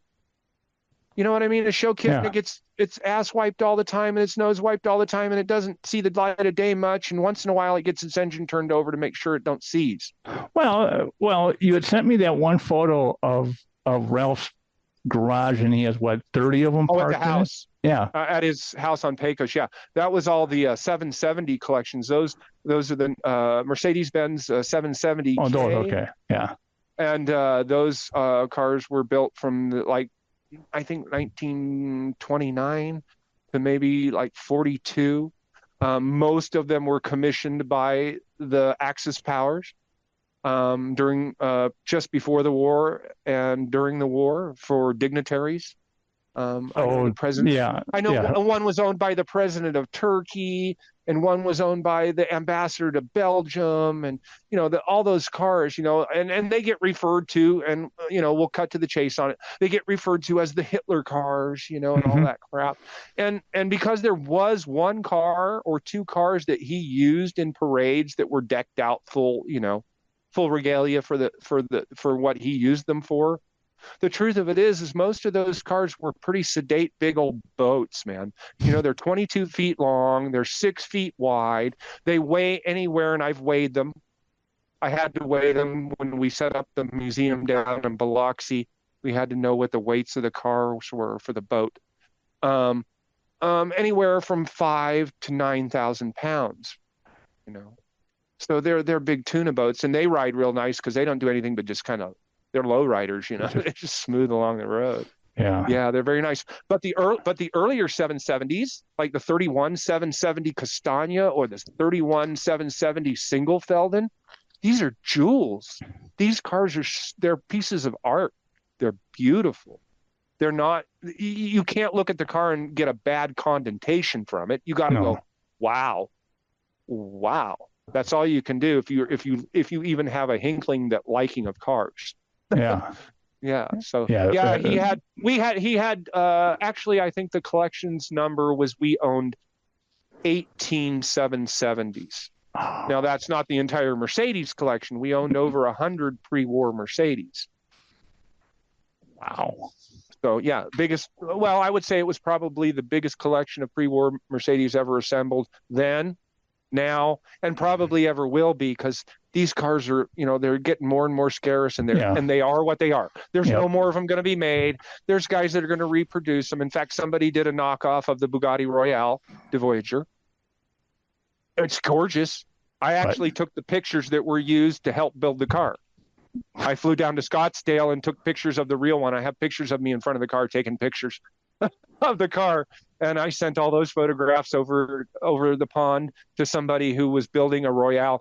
And I'll tell you what, I saw it when it came to America. It landed on our back porch at the Imperial Palace. So I had to go down and pick it up, and I looked at it and I thought it was a real Royale. I was like, wow, it was well done. I know this car. I know lots of these. Well, I don't know. I know these cars. I've handled them. And I'm like, but something man, it's like, And then I find out, afterwards I found out what I was down there actually taking the pictures for. Yeah. So, Did you ever have a favorite? um, Or a favorite did it kind of car rotate out? a favorite, well, yeah, I guess you can think about it that way. My favorite car to drive is always a Model T. They're just such a blast to drive. They're such go-karts. And if you get a speedster that has the special Rahaj, or however it's pronounced, engine in it, and the 2-speed rear end and the gearbox in it, man, you can do 75, 80 miles an hour down the road in one of those little bad boys and just roll all day long and head right out into the desert with it and keep on going. And if it breaks down, if you got a pair of pliers and some water, you're pretty well set. Yep. Yeah, you fix it and you go again. Yeah. So fun-wise, yeah, they're the fun ones to drive. The 500K behind me was one of my favorites, but there's another Mercedes. It's called the Paris Show Coupe, and I believe it's a 1936 or 38. I may be wrong on the year. I know it's one or the other, but I'm not positive on that. It's a full coupe. It's a hard top, and it's real, it's got a long nose on it, almost like an Alfa Romeo of same era. Real long nose with the cab on the back end and the spare tire right on the back of the cab built into the body of the car. Okay. And in fact, we took it out to Johnny Stewart's Legends Ranch. Johnny Stewart, the guy who did all the Legends in Concert shows on the Strip, and his company still goes on. We took that car out in front of his house and did a photo shoot with that car. And I've got some the background and everything is just a fabulous picture with that car. That car is just, to me, is a very nice car. And we had one other, a 47 Delahaye, in like a royal metallic blue, and everything inside the compartment is leather. And it was actually the forerunner to T-Tops. It had a plastic roof in it that came out. This is a 47 Delahaye. It's just 47 or 37 Delahaye. Yeah, 37 Delahaye. I'm sorry, not 47. Yeah. It has a plexiglass roof for the roof of the car, but like T-tops or a cutout roof. And I think that predates actually Gordon Brurig, Auburn Cord Duesenberg designer. His Tasco, which had T-tops in it. That car is currently at the ACD Museum, but it is mislabeled. And that's probably part of our conversation we'll get into somewhere down the road. It's mislabeled as who donated it. The executive administrator of the auto collection, Richie Klein, is credited with donating the car. And Ralph Ingolstadt is the one who donated that car to the museum. I have documents and records, so. I mean, okay. It's just one. I'm sorry. That's kind of a pet peeve for me. And we got to the Tasco somehow, and then when I say Tasco in my brain, a whole nother script goes off in my mind. Right. Because because the Auburn Cord Duesenberg Museum won't correct it. Okay. They refuse to correct it. Before we get into that, go ahead. I'm good. Today's spam day. How did Ralph get the Hitler cars? You've heard of the Barrett Jackson sale? Yeah. They're pretty famous these days, aren't they? Yeah. Yeah. Really quick. Go ahead. I've gone and somewhere on my blog to the Scottsdale auction, to the mother auction, okay, for Barrett Jackson. And every show has a special collection, okay? And I cannot remember the guy's name, but he's younger than you and I. He came to Vegas at 18, straight out of high school. He had dropped out of high school, came here, got a job, because this is the 80s, Vegas was booming. He had gotten a job pouring concrete for the builders. Whoever. And he came up with an idea where how about if I get a team and that's all we do is pour concrete and you pay me per slab? And the guy became a multi-millionaire Off of one idea. off of one idea, no education, just, let me take this off of your hands. Yes. Okay. And he had a collection of one-offs. Meaning one-offs of European cars, American cars, or everything? All of them. Okay. These were cars that were concept cars. They, show cars. They never made it into, but he had this huge, which was, worth just millions of dollars. And that was the auction, but it was just like, this guy came out of Vegas doing that, doing this, and now he's got this. Yeah. Yeah. It's kind of like Ralph. It's like, okay, let's buy, so. Well, okay. When you get to big end collections, and I think Big Papa Harrow was the man who started it all, really. Yeah. Right.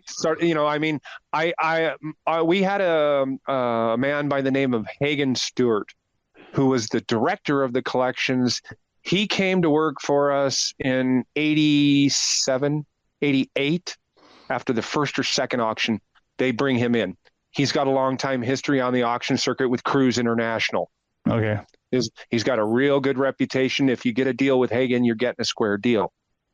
That has a lot of importance in the car industry on that level. Okay. So they bring him in, and he starts working for us. And I'm trying to Hera.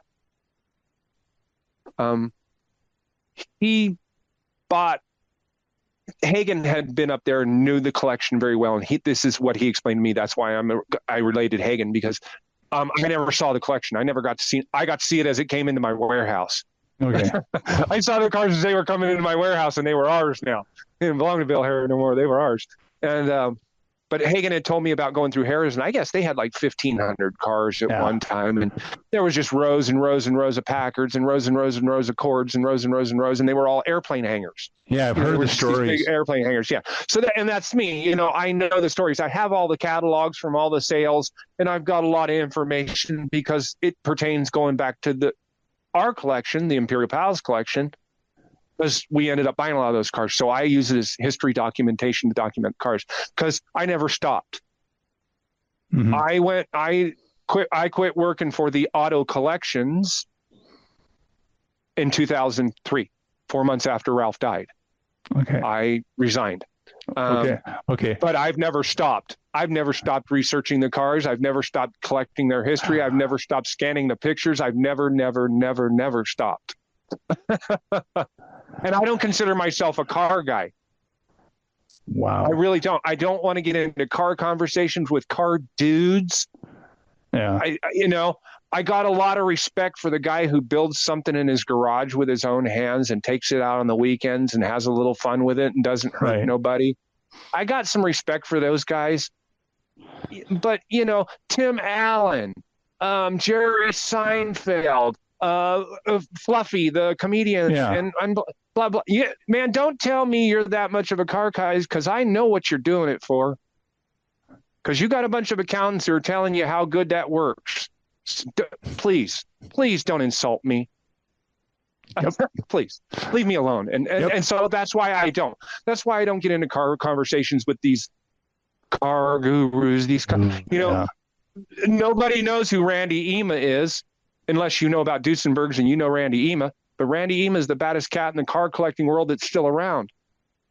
But not too many people know about Randy anymore. And Randy don't make the Bella Fagu.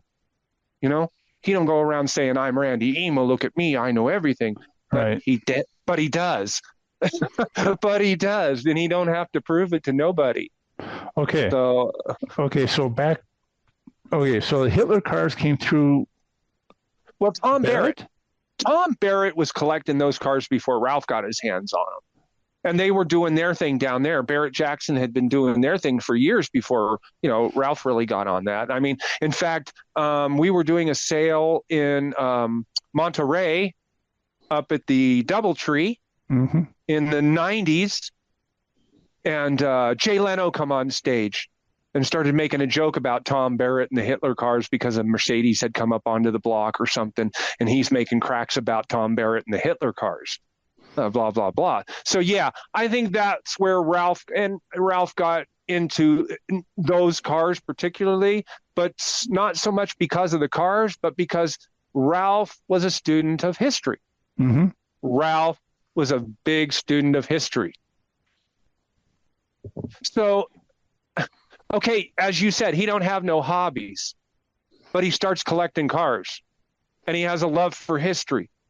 Put the two together, what are you going to end up with? Historical cars. I don't care, bad, good, whatever tag you want to put on those cars. Totally agree.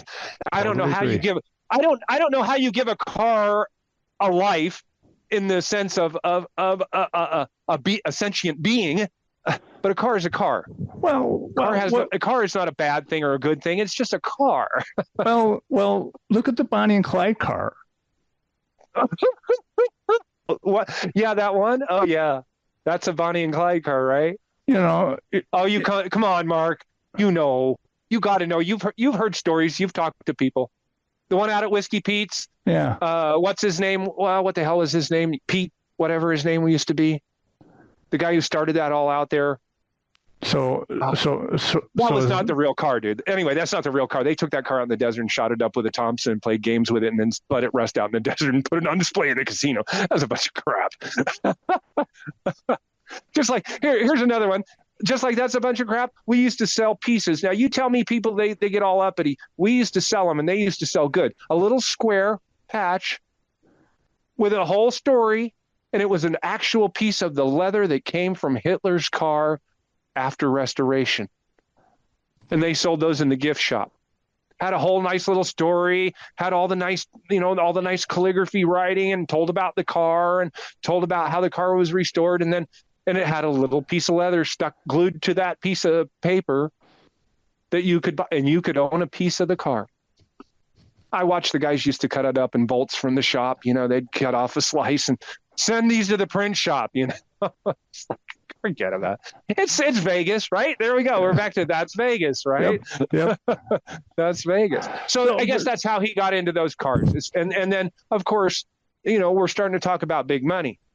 Now, you're not talking necessarily just about the 770s, your 500Ks, your 540Ks, your 400s, 600s, 55 Boeings. How many cars were in the Hitler collection? Well, let's not call it that. Let's call it the Mercedes collection. The Mercedes that's collection. What it was, dude. It was a Mercedes collection. And, hey, you and we're going to get beat up enough saying the name enough. We're going to get our problems just because of what's going on in the world. Especially right, yeah. So we'll call it the Mercedes collection so we can get our conversation through without somebody sticking a finger in our ear. Yeah. But these were those the particular actual cars. Yeah, those cars, there's only one car that was ever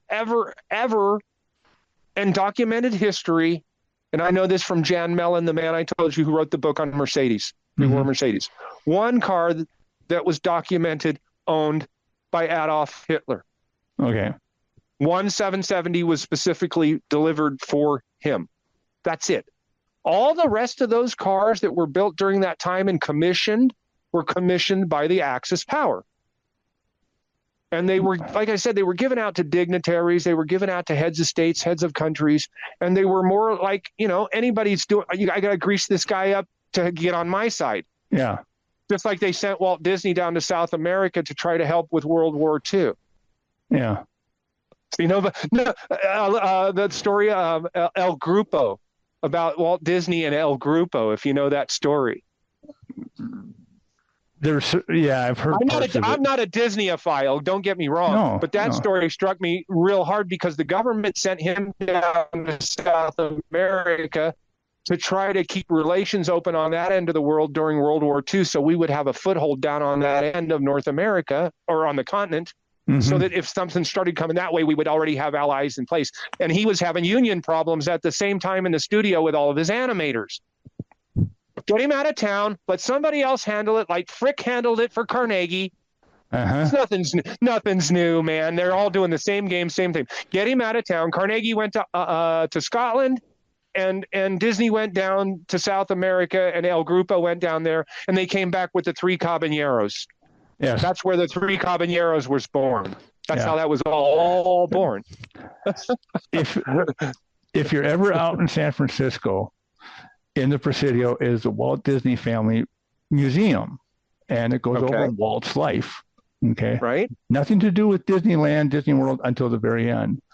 And it's funny because how they frame the animator strike, how they framed how Walt and World War II meshed together, and what you just talked about was how do they frame it?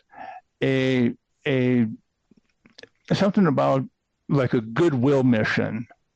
Yes, that's how it was Disney down to an ambassadorship almost. Yes, that's it. We're serving as ambassadors of America.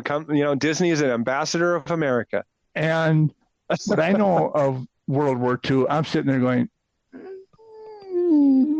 there's something missing there. This story is a little bit longer. Come on. There's something in the middle. Yeah. There's something missing here, Yep. And it's El Grupo. El Grupo. Yeah. And I saw this online somewhere. It was another one of those documentary things I saw, and then it disappeared. Yeah. And then something like that happened to me. I did a History Channel deal, concept cars that was supposedly the Greta Garbo Cadillac. And I got stuck on camera. This is while we're the auto collections. This is, in 2000, I think this happened. Don has the car, Don Williams of the Blackhawk collection. It's either his car or he's holding it and selling it for somebody. He's a broker. That's what Blackhawk collections did. They were brokers. Okay. So they're going to get the car on the History Channel, so it's good publicity. Well, Don wants his son to do the deal. Robbie, the guy you met in the collection when you went there when they closed the place down, the guy that you talked to there, Robbie Williams. Okay. Don, Robbie, do this. You got to go do this. Get on air. Won't do it. Robbie, you got to do this. You won't do it. I'm watching Don. I can see him. He's just ready to burst. He's standing there with his kid with his hands up. He's ready to burst. And he breaks away from him and walks over to me with his head down. He says, John, you got to go on and do this spot with the History Channel. I said, okay, but what about Robbie? He's pressed. He's ready to do this. He says he can't do it. I says, well, does he understand what this means for us and for him? He's going to, this is going to give him a lot of credibility if he gets up here and does this. Okay. Now I find out the whole story's a lie about the car 20 years later. I found out within the last 5 years that car's BS. It wasn't the Greta Garbo car. The Greta Garbo car is almost exactly like it, but it's a different car. And the car that they were trying to pass off as the Greta Garbo car was not, because some guy saw that interview and said something about it, because I was getting fed lines off of the side. Mm-hmm. This is the car she drove down famous Sunset Boulevard in Hollywood, and when she would go to premieres and blah, blah, blah. And I'm doing this field because I've done it for so long. You just feed me the lines, I'm good. Yeah. But I find out 20 years later, that's not the car. And hence why I still keep the records. Okay, make a note on that. Got to remember that, because I got pictures of that car from back years before that even happened, So I don't want to come off like bitter and be the bad guy and all that, but you get to that stage, it is a business. Yes. Make no mistake about it, because museums die. Mm-hmm. Do you know how many car museums have died in the last 10 years? Oh, the last 5 years. Yeah, they're falling like flies. Even the Nethercut's struggling to survive. This is one of the most beautiful car museums in the world. It's gorgeous. I used to deliver cars down there and would just walk in and be in awe. It was like a little kid drooling. It wasn't because of the cars. It was because of the building. Mm-hmm. The inside was just so gorgeous, man. It was reminiscent of a 1930s car salon. The car salons of the era. Mm-hmm. That those cars would have actually sat in at the time. So, those are exceptions. You got the Peterson down in LA, and I helped open that to a degree. I ran a bunch of Ralph's cars down there. I haven't been in there. I've been in there since I helped them. Oh, When they opened up. I haven't been down there since then. okay. I don't get involved with car museums. I don't talk to those guys. I don't know. I do my own homework. Okay. Let's close out the Mercedes cars. Okay. Okay. What happened to them? Okay. We're going to go to 1998. By my recollection and by my knowledge, Ralph's got his cancer, so cars are starting to get sold. By 98, we're selling cars from the museum. We're selling museum cars. This is before the auto collections opens up in 2000. By 98, we're selling cars. Okay. Okay. So you got some guys, the word's out, and there are players out there, big guys, big money. General William Lyons and his son came in and started buying them. They started buying the nice Mercedes, like the 500K, the Special Roadster. They bought the Duesenbergs. They bought several of the Duesenbergs. They came in and bought the G4 Mercedes, which is a dual tandem axle rear end car. It's this big, huge thing. It was a flop for what they had built it for, but it sure looks nice in parades. Mm-hmm. And so they jeweled them up after they failed in the field, and they turned them into jewels and they used them in parades. But there's like maybe real ones. Here we go again. Real G4s in the world. Maybe there's 3 or 4 real ones left. I know there's several. I know personally there are several that were created. I have the pictures of them being created. I know the man who created them. He's dead now. So we cannot bash him by talking about him. You don't get in any trouble. Nobody cares anymore. He built several of the I don't know what you want to call them, knockoffs, aftermarkets, wannabes. They're Frankensteins. Okay. They got the rear end out of one car. They got the motor out of another car. We found fenders from another car, and we put those on it. And we found, they had the basic structure of the car, maybe the body of it and some doors and maybe a frame of the windshield and maybe the chassis frame, the chassis of the car. Maybe they had that. But then they cobbled the rest of it together. Looks great. Wouldn't know the difference because it's made out of original parts. The average guy's not going to know it, but if you've driven these cars year after year after year after year and you get in it, you go, no, no, that's not right. So, that's all. There's guys like me, like I said, there's probably a good 150 guys just like me who that was their job to handle those cars. So what happened to him? General William Lyons, he bought a good portion of the Mercedes. The bulk of the 770s, which was, I think maybe one of the Singelfeldens, the 31 Singelfeldens was sold separately, and maybe the Castagna, the 31 Castagna bodied was sold separately. But the big Pullmans and that, and those ones, the big, huge ones, they were all sold to one guy overseas in like 2000. My dad wasn't dead yet. My dad had cancer, but my dad hadn't died yet. And one of the women who worked there, her husband got cancer at the same time. So I'm thinking this is like 2010, maybe 2011. No, 2009, 2010, maybe this happens. They sell them off. So one guy. So a big cargo jet pulls up and... Yep. They loaded them all on. It's one of those Russian guppies, that big thing that they haul all their stuff around in. Yeah, they loaded. I don't know how they got them all in there. I've prepared cars for airplanes, and it's a real drag, especially the antique cars. There's a lot of work to be done to get just one car on an airplane. But it was the fact that you wanted to sell them as a collection. A collective, absolutely. That was always once it was understood that they were going to be sold the 770s. They wanted to market them as a collection, and I've got some memos that points directly to that conversation between Ralph and Don Williams about keeping them assembled, keeping them displayed together so they could be sold as one bunch, because they knew that's where it was going to happen. Because if you start trickling them out and breaking them up, then you'll end up with 5 or 6 left that you'll never get rid of. Yeah. Because nobody wants to, because you've killed the market. Only so many guys want a 770 or can't afford one. Especially with that history. Well, yeah, whatever, right? So whatever the history or what the money and the car and the guys who can own those, if he buys one and this guy buys one and he buys one, you're going to get left with 5 or 6 of them. And the guy, you've already blanketed the market. There's nobody out there to sell to. How close to Ralph losing his license was he?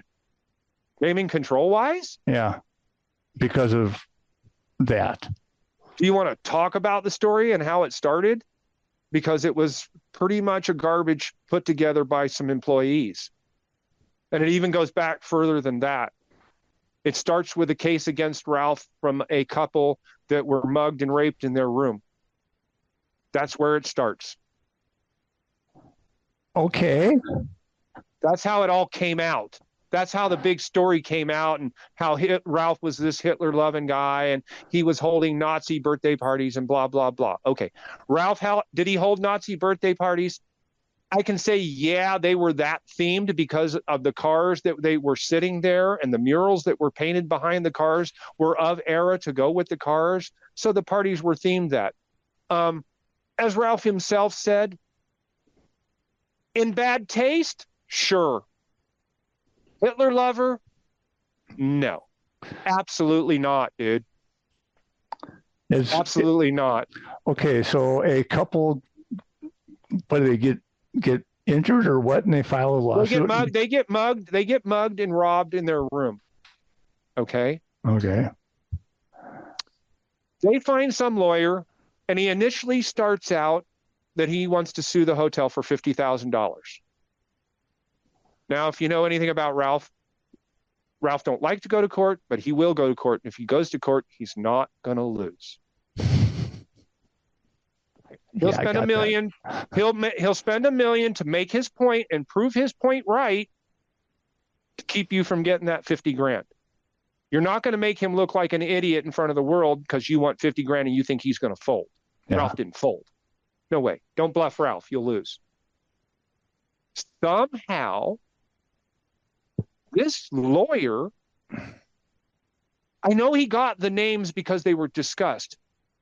There were internal executives. He gets to them and starts talking to them outside of normal channels of legalities once things start. They're not happy in their positions, apparently, because they're feeding this lawyer a bunch of information. And all of a sudden, he goes from 50,000 to 5 million. It's all documented. The paperwork's out there. I've read it online. You can read it line by line for the case. You don't have to believe me. Okay. So now he's got, and here I'll give you the people, head of corporate security, head of his entire personnel staff, and several lower management, middle management people, in particular one, the head of the restoration shop. Wonder where he comes in on the plan. The guy who restored the cars that he put in the room with the stuff, where does he come in with the lawyer that's suing Ralph? Yeah. Unless he's on, right? So now we've got these 3 people who have been talked to a lawyer in an ongoing case that they're still executives within the hotel and they should not be talking to this man. It's in fact, the lawyer, Ralph's lawyers file charges against him and he gets kicked out of the case. And the case goes away. But these employees, bye-bye. You want to do this to the guy who fed you, who gave you the best job you've probably ever had? Or ever have. Or will ever have. Well, I know I never heard of the guy ever again, the head of corporate security. I never saw or heard about him ever again. And I dealt with him on a regular basis daily. In fact, Ralph did a lot of health things for his son. This guy, the corporate security person, his son had some physical disabilities. Okay. And Ralph was doing this to the doctors. Just make sure he's okay. Just take care of him. And then he turns his back on Ralph because he figures something else is going to get better. Somewhere, the grass is greener or something. I don't know what drove him to it, but they collectively got on the side of this lawyer in this lawsuit for this couple. And so what are you going to do? We're going to start throwing hand grenades at him. He's got this private this, and he's having these parties that. Now you're smearing his name in the public. Your chances of winning that $5 million case just went from 0 to up. No, you've got some credibility in the public now that he's a no good bastard and he would do these things, right? So they're damaging his credit. They're trying to damage Ralph's reputation so they can win in court. And they got their, I guess they got their pound of flesh, but in the end they lost. Ralph paid his fine. He got some restrictions on his gaming license. I know we had to change the displays in the collection, how they were assembled. Not necessarily take out the car or anything, but we had to put up some disclaimers and stuff on the display and that, right. and all that. And the people who started all the crap just disappeared into the background and were never heard from again. And it was kind of sad. Well, the guy that ran the restoration shop, he actually went to work for Bob Snow down at Main Street Station and was running his restoration shop in Las Vegas. He didn't do that right away. He tried to open his own restoration shop and he rented out a building, and all of a sudden his rent went up 4 times and he couldn't understand. Dumbass had rented a warehouse that Ralph owned. So he couldn't afford to keep the rent there no more, so he had to leave that, and then he ended up working to go for Bob Snow, and I think maybe 3 years after he went for work for Bob Snow, he died. Yeah, got cancer and died. Okay. Right? Okay. So that's the whole Hitler story. I mean, it was just really, I mean, yeah, we had the parties, dude. I was there. I had to attend because it was part of my job, and they were just nothing more than what Ralph said, a bad excuse for a party. There was free food, free booze. Everybody's off of work. The second one was actually held. The first one was held to recognize the guys who restored the cars and did the murals. Hi, I'm that guy. I'm one of 3 guys that painted the murals, and I'll admit to it all day long. I don't care. They were one of the best jobs I ever painted. One of the most well done works I ever painted. So that was that, the one in 86, because that's right after I come to work there, right? 86. Yeah. Okay. So they hold that one, and that's to celebrate the guys, putting the room together, doing the murals, doing the cars, blah, blah, blah. The one in, no, that was in 85, 86, 87. Okay. But the one in 87, no, 86 and 88. So the one in 88 was held for the auction crew. And everybody got the joke.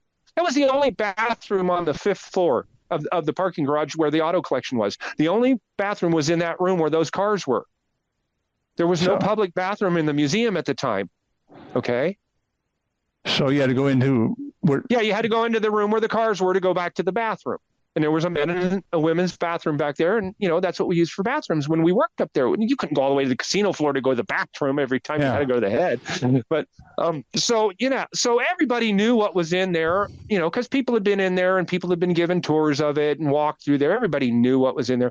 And at the auction, Ralph said, we're doing good. We're making money. Everybody's having a good time. We're going to have a party again. Let's have another party.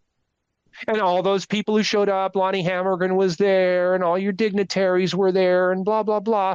And then all of a sudden, when it comes out in the news, they don't want to know from Ralph. Yeah. Oh, Ralph's a bad guy. Oh, he's a Hitler guy. And they turn this back on him, and I say boo on them because they knew that was not right.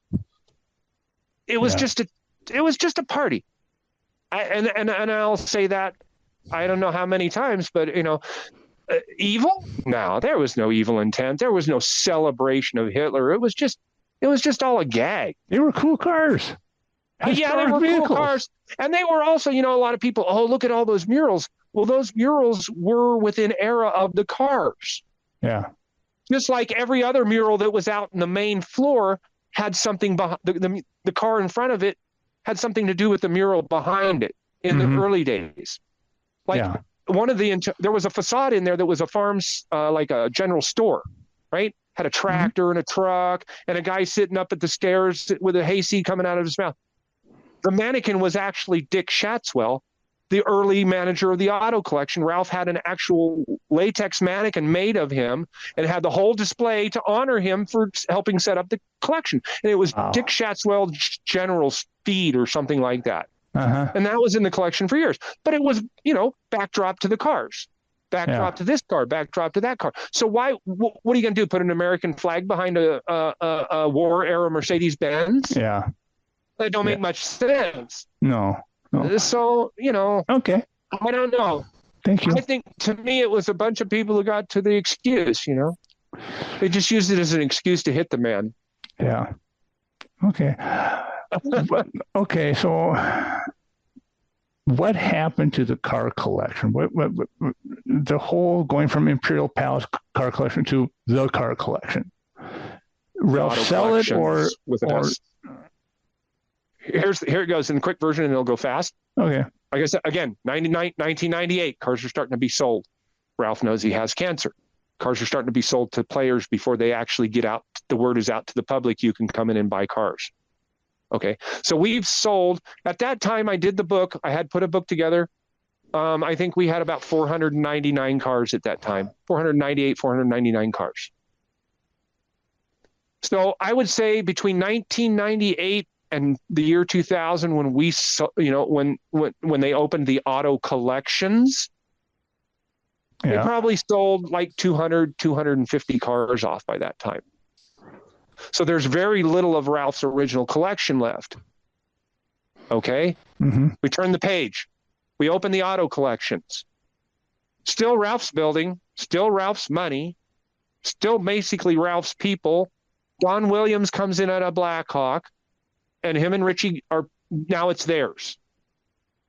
It's the auto collections. Don Williams and Richie Klein present the auto collections, the most unique and largest antique, collectible, and special interest sales of cars in the world. Most of the cars are on consignment. And everybody knows it. It's not like it's a secret. Most of the cars are on consignment. What's not consignment is what's left of Ralph's cars, and maybe a few that Don owns, and nothing Richie owns, because everything Richie owns is not that much. He don't own any cars, really. He owned a handful of cars by that point, maybe a dozen cars.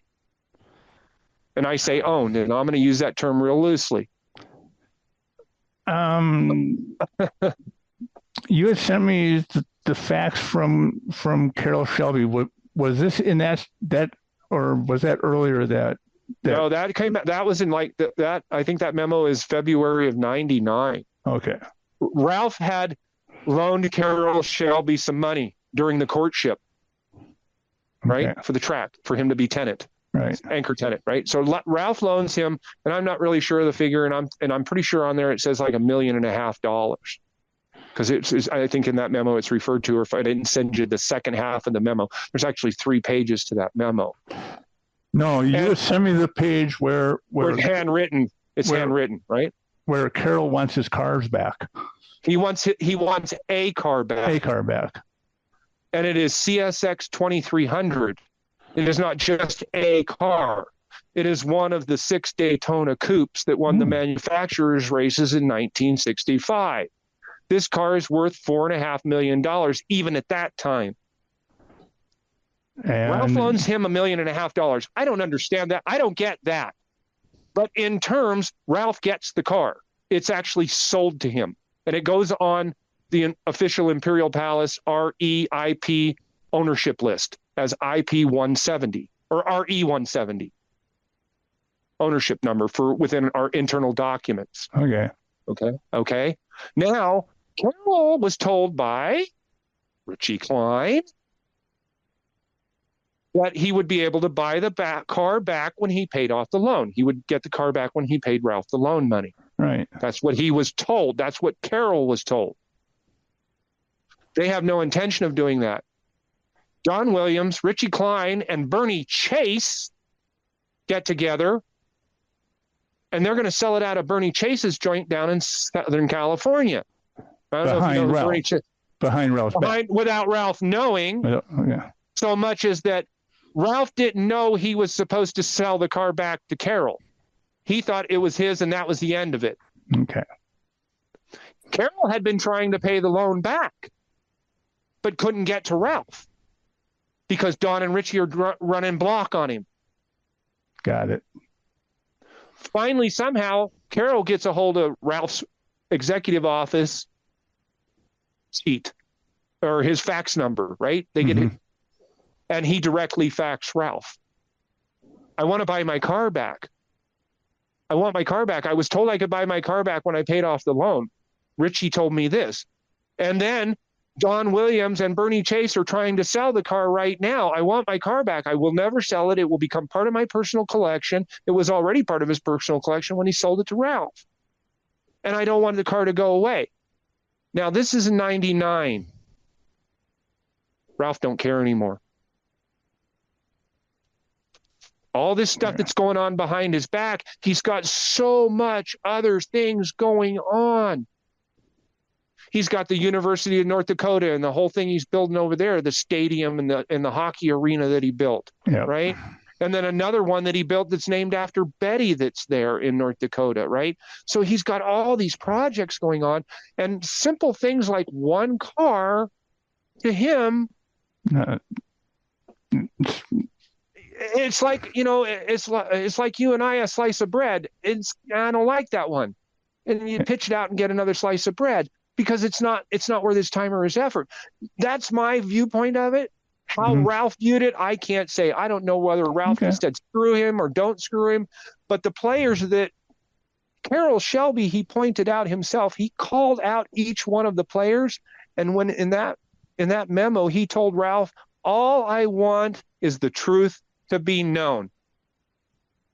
That was his final statement in that memo. All I want is the truth to be known.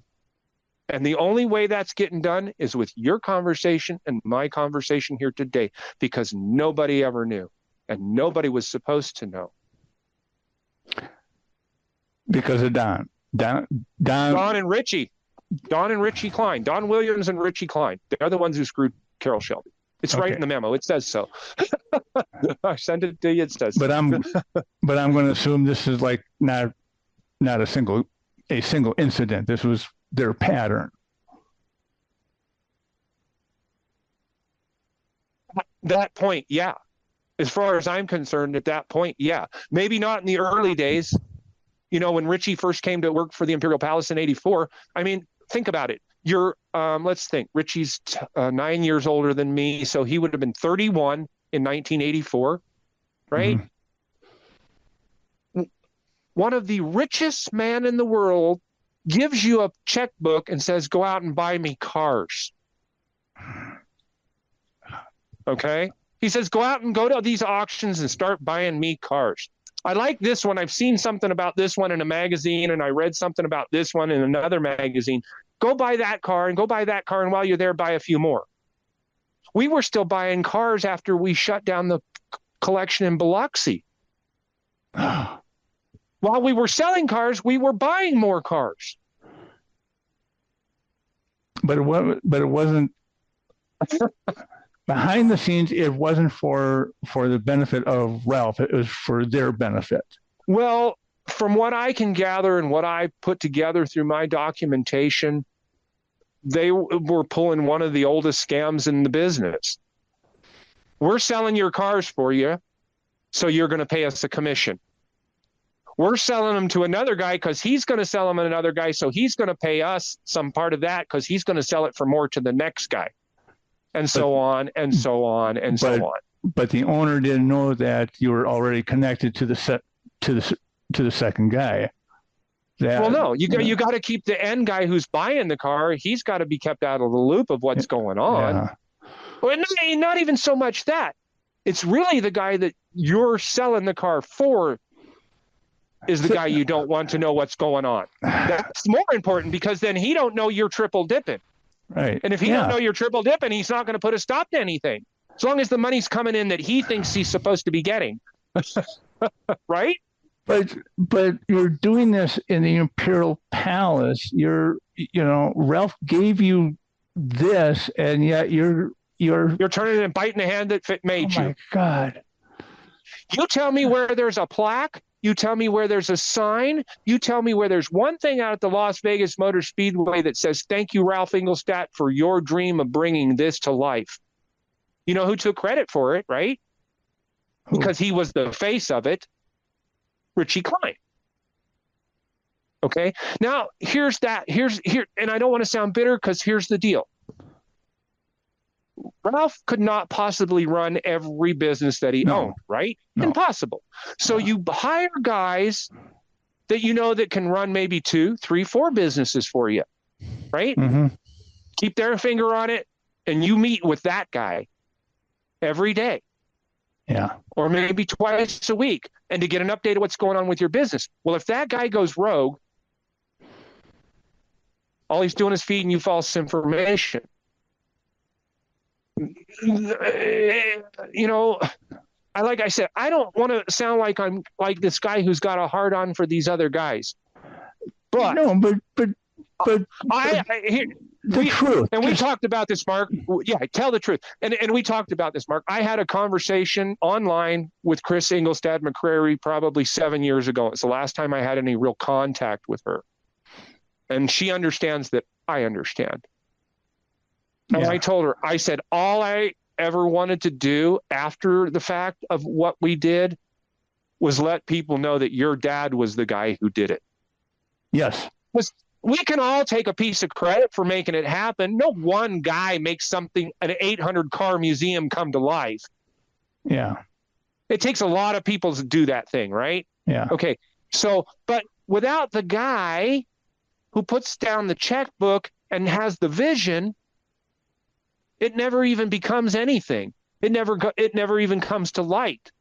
So when you don't give credit to that guy and you take the credit, shame on you.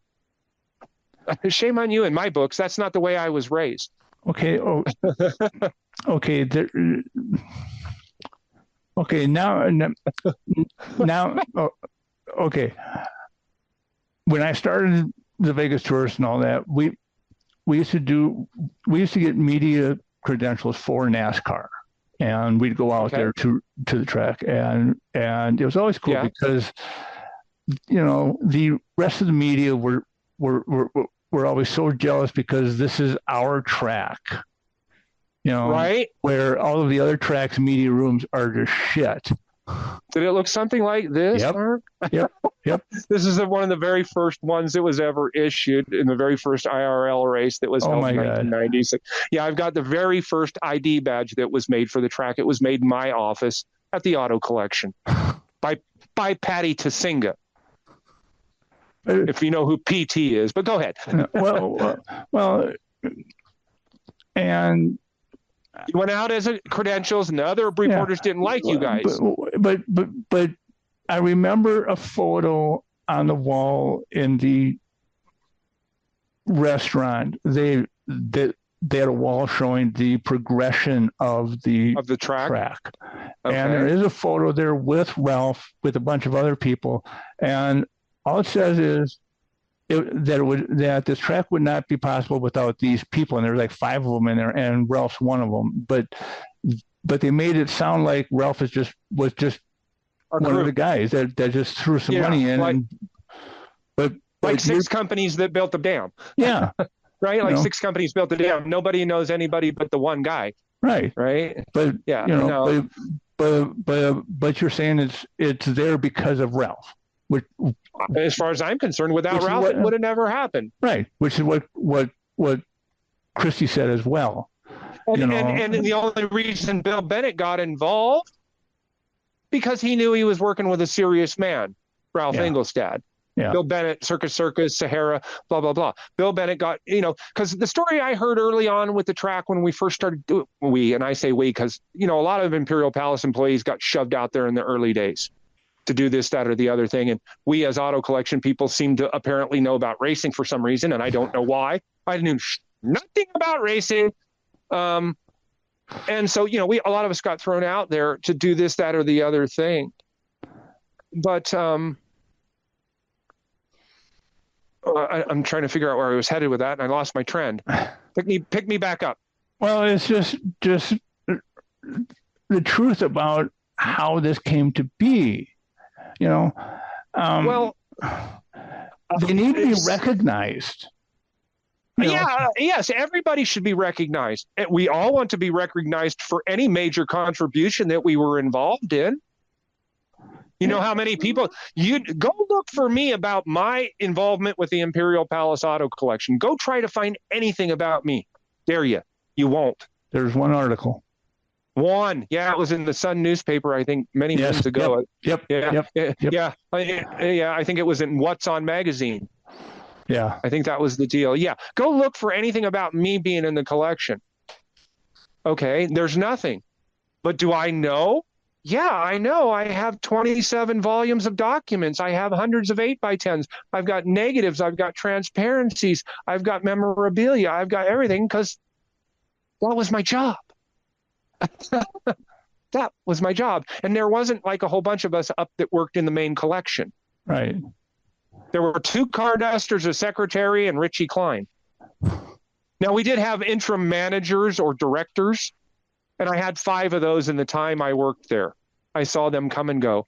Whether they got fired or they died, they came and they went. And I mean, literally died. My one, Hagen Stewart, my director that I worked under for the years he was there from 88 to, I don't know, 96 or whatever it was, I think. He died. I actually was the one who found him dead in his home. I found him laying in the foyer of his, I found him laying dead in the foyer of his house. And I had to call 911, and they told me, you need to go over and touch the body. We need to know if he's cold or if he's stiff. Wow. And I'm like, are you people like nuts? And they're like, no, we have to know so we know who to send, whether we need to send rescue or whether we need to send the coroner. Okay, so I go over and I do that, right? Now, I know Hagen quite well. So I, and it's like, okay, get back on the phone. Yeah, he's real cold. He's already separated, dude. He's been laying for 2 days. The house reeks. You can barely even stay in there. Okay, so now I'm on the phone with 911. They said the public administrator's on the way as well as the coroner. Uh-oh. You know what a public administrator means when there's no family around. No. Right? Oh. Well, if there is no immediate family in town, like blood relatives, Right. the public administrator comes in and locks your house down. And then they start removing everything. If they can't find anybody within a certain period of time, they start emptying your house. Yeah. There's a guy by the name of Ed Chris Bell, the general manager. When I called him and told him that, because I got off the phone with them, I called the hotel and said, these guys are showing up. Ed Chris Bell was at the front door before they were. There were things in Mr. Stewart's home that they didn't want to be found for some reason. I don't know why. That. Yeah. I don't know why. But yeah, so, again, it's Vegas, baby. Yeah. And that's how it rolls. Take care of home base first, and then we'll cover the rest of the stuff when we need to. So let's button this place up and clean it up before anything happens, and take care of business. Right before I moved here, the Ted Binion trial, the second one, was just wrapping up, and the book was coming out. Actually, I read the book on the drive out here, and how he explained, back in the day, that walked in and there's his body, and there's this cat running around leaving tracks all over, and nobody took inventory of who was walking through the place, right? Yep. Know what's going on. Yeah. And the coroner wasn't in a hurry to get there. And that's where it all starts, right? Right. That's where it all starts. It's like, what do we need to get out of here before they show up? So, yeah. I want to, this is a long one, Yeah. And, it's like I said, I could talk with you for hours. So I really appreciate it. I really appreciate your time. You're glad to be on with you. Yeah. Did we get everything you wanted out? As far as what I really want to get out is, don't believe what you read. Do your homework and talk to people. Talk to people that were around. Talk to people that were relatives or something. Get the real story about things. Yeah. And I just, I saw so much credit for what Ralph did and what Ralph's money did being taken by other people. They took the credit for what his money did. Yeah. Let's be pretty sharp about that. What his money did. Yep. Because he put them in that position. Like I said, put this guy here and let him do this, and he'll be the face of that. Put this guy over here, and he'll be the face of that. I got a Steve Wynn story about another guy who got put as the face of that made Steve Wynn very unhappy. Almost the Treasure Island almost didn't get built because of it. Okay, that's another story. That's another right? story because I don't think that I got out what I wanted to really, everything that I would have likened to got out about the auto collection and it's formative and how things and a lot about what the cars that we did have and how extraordinary of a collection it really was, because a lot of people don't know anymore. No, not even the young people, because there's not a lot of information about it in detail. No, there's not a lot about what the cars were and how many cars and the histories of the cars and how things happened and how they progressed and how it became just from being a car collection of one guy that turned into a museum that turned into multiple businesses. You're talking about restoration shops, auction companies, other facilities, this, that, and the other thing, all related to the collector and car world that were built around Ralph's car collection that he supported. Yeah. Company after company after company that he supported, all because he had a car museum. There would have been no track. I am almost certain there would have been no track, at least with Ralph building it, had he not been doing the auto collection. It was just like almost a natural progression. Was the Caesar racetrack before the Motor Speedway? The Formula One, yeah. That Formula One race they had in 80 something, the real early one. Yeah. There was a real early road race, with the Indy style cars. There was an early one with Caesar's Palace. In fact, I sat up in Ralph's one of the rooms up there with one of the electricians that he contracted back in early days. He got free tickets from Ralph to have the room to sit up there and watch the race, and he's my brother's brother-in-law, so we all went up there to watch the race even before I went to work for Ralph, right? So I was already at Ralph's castle before I went to work for him. Yeah, but Ralph's opened in 81, and I think that race was in the after 70s. 81. Okay. No, I have a poster from it. I have an actual poster from that race because Ralph had a art collection on display and for sale in the casino that they had brought in because of the race. Because he was right across the street from Caesar's, right? Yeah. Got it. Hey, why not bring in something that's going to bring them in over here too, right? So and I've got a poster. I'll send you the photo of it. Yeah, it's a poster of it. Yeah. So, as far as what I wanted to get out about the collection, I think we could do another deal on that and even more in depth about how things went wrong and how it got and how it diminished and how things turned what they did.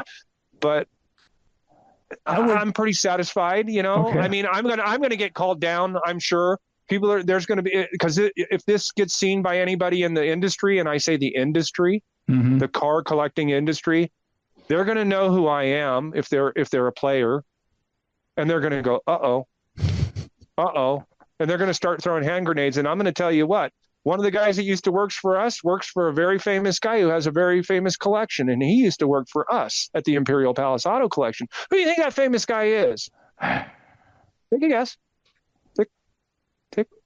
He's most famous car collector right now. Who's the most famous car collector you know right now? Jay Leno? Ding, ding, ding, ding. That's your second gold star for the day, Mark. Yeah, one of our old guys is like one of their master. Well, as far as I'm concerned, the only master craftsman he's got working for him.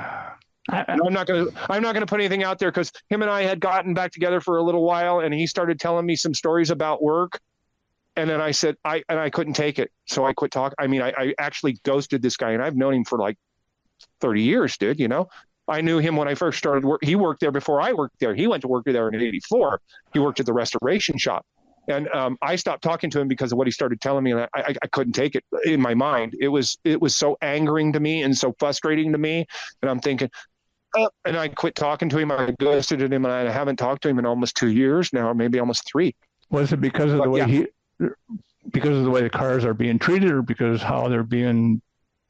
Let's just say all of it. You name something about what's going on with it, and I can probably go, yeah, that's part of it. Yeah, that's part of it, and that's part of it. And okay, but I don't want to talk out of school on somebody that I don't want to give him any heat, because he don't need any heat. The only ones that will know that who I'm talking about are the ones who are it.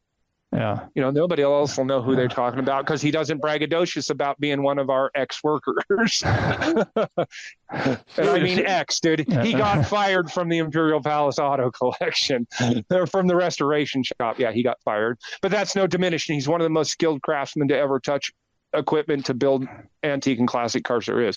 I know the guy real well. I mean, I've drank with him. I've smoked dope with him. I've been in the gutter with him. Those are the best guys, man. I've been on top of the building with him, dude. I've been underneath the building with him, and as far as his skill set, no better. There's nobody better in the industry that I know of right now that ain't using some kind of modern shortcut. Yeah. He's a pounder. I really do want to sit down with you and talk specifically the collection. Yeah, we need to talk about the cars and what was assembled and how great it was.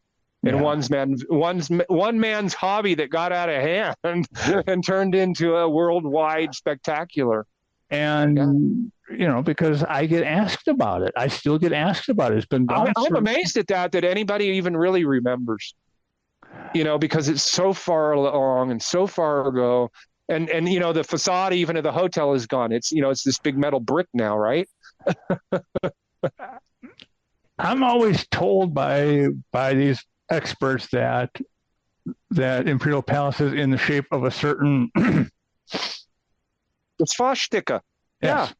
No, it's not. No, it's not. No. No, but there's a pot leaf in front. There's a pot leaf in the stucco on the front of the Barber or the Gold Coast over on Flamingo and Valley View. I know the guys who did it. well. So there's another story. Really, is it real? Go there and look. I don't know, man. Well, what's funny is I get these people. They come from Europe, wherever, and they've got this list from some website that has the top 10 free things to do in Vegas, okay? And the Imperial Palace is one of them. It's still on there, right? Yeah. It's still on there. That and the pirate show. Oh, over the TI. And I'm just like, where did you find that list? Right?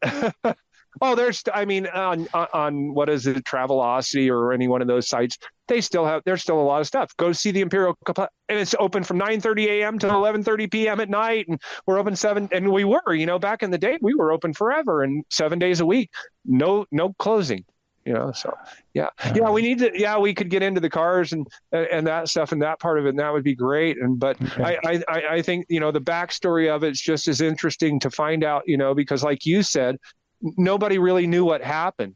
No. It all of a sudden just switched over and things went crazy, and then Ralph was no longer around about it. Yeah. Well, that's what it was, one day it was this really cool auto collection, and the next day there's these hucksters trying to, do you like that car? Used car salesman. Hey, they made me start. They made me start selling cars. I had to go out on the floor and sell cars. When we turned over to the auto collections, I had to go start selling cars out on the floor, plus doing everything else. Yeah. Spend a couple hours, go selling cars. You're good at it, John. Everybody likes you. Very personable. Go sell a car. It was like, I don't want to sell cars. I want to be a museum. I don't want to sell cars. I want to be a museum. I don't like to sell cars. Yeah, in those days, I want to drive that car through the casino again. Back in those days, I had to go and get all of my fingerprints, my thumbprints, and my palm prints to get my salesman's license to sell cars. I did that in 2000. I had to go DMV. I got to go to the head of the line, because Patty Tsinga had some connections over at DMV, and I got to go to the head of the line. Got to go, "No, come on in, we're ready for you. Come back here right now." Yeah, I got Yep. all your fingerprints, your thumbprints, and your palm prints just to sell antique and collector cars in Las Vegas at the time. I had that. I don't know. I went to work for Charlie Frias as a chauffeur with his limousine company. Okay. And he owned the taxi cabs and all that, but he was part of that family that I call the taxi cab mafia, because he was there at the beginning. But it was so funny because he had died like 1999 or something like that. But still, here I am, 2001. I walk into the State Department to get the fingerprints and all that, and it was just so funny. Oh, Charlie Frias, come here. Come this way. We know you guys. We know you guys. Yeah. Come on in here. Oh, there's Elvis. Now there's an opposite switch to that one. When all the Hitler stuff was coming out, I used to get your company paycheck. I used to go into Arizona Charlie's to cash my paycheck. Mm-hmm. Okay. So one night I got my paycheck. I'm going to Charlie's. I go to cash my paycheck. The person at the window looks at me and looks at the check and goes over to the cage manager and goes like this and shows it to him, and they're blah, blah, blah. And all I hear is the cage manager, because they're pointed at me. Unfortunately, we have to cash his check. Okay. So I'm like, really? Just give me my money. I got to go home, put my money in my pocket, go home, get to work the next day. I go into Richie's office and I tell Richie, I said, "Hey, Richie, man, things are getting really hot out in the world." I said, "They didn't want to cash my check. They like balked on it and got all, where was this at? Arizona Charlie's." Well, who do you think Ralph is friends with? The owners of Arizona Charlie's. So the story somehow made it to Ralph, and Ralph was not happy, and things got handled the way things get handled in Vegas. You did what? You're fired. You're fired, and you're fired. Go away. You don't work here no more. And over me? Mm-hmm. I clean up after the elephants, man. Who am I? But why should I get hassled when I go to cash my paycheck? I'm just another working guy, just like you behind the cage. Yeah. I work for a casino, right? Had a cash register cashier at the grocery store. My uniform had my badge on, Imperial Palace Auto Collection, because I was coming home from work. Walked off the register, wouldn't check me out. That was during that time. Walked off the cash register, refused to check me out. So even us grunts took the heat out in the public. Yeah. It was pretty ugly for a while, and over whatever it was over, I gave you my version of what I think and how it played out. Mm-hmm. And I think it was all very misrepresented. Oh yeah. But and Ralph had the parties. Okay, Ralph had this room. Okay, yeah, that's actual facts. There's other people have pictures of it, not just me. The news got to tour the damn thing. They got to see all the murals, all the cars, everything that was in there. So but the reason they gave behind all of it, that he was this bad, evil Nazi guy, no, negative, not in my eyes anyway. And like I said, Ralph wanted me fired the first 6 months I worked there. So, and I was there for 18 years. So you tell me, is that an evil guy? He understood a guy who would work for his paycheck, and he left me alone. Yeah. Yeah, he pretty much left me alone. I remember the last time I saw Ralph, it was out at his house, and it was not too long before he died. Not really too long before he died. And he was driving his car from the front of the house back to the back part of the house where his offices were. Why, I don't know. I guess he was leaving and he wanted to tell somebody something. But I was coming in with our car hauler to pick up a car out from the house, and he was driving, kind of leaving a little bit. And we just kind of passed each other, window to window, kind of. And he looked up at me and he smiled and he waved at me. He had his little fisherman's hat on. He used to wear one of those little fisherman's hats all the time, keep his bald head covered up. And he waved at me and smiled. And that was the last time I ever saw Ralph. Ralph never smiled at me in the entire time I ever worked for him. I rode in an elevator with him for 19 floors. It was like Laurel and Hardy standing there looking at the doors waiting for him to open. Never said a word to me. I never said a word to him. The doors opened. He walked out and went about his business. But the last day I saw him, he smiled and waved at me. So that's the only, I can only give you the impression of Ralph that he gave me.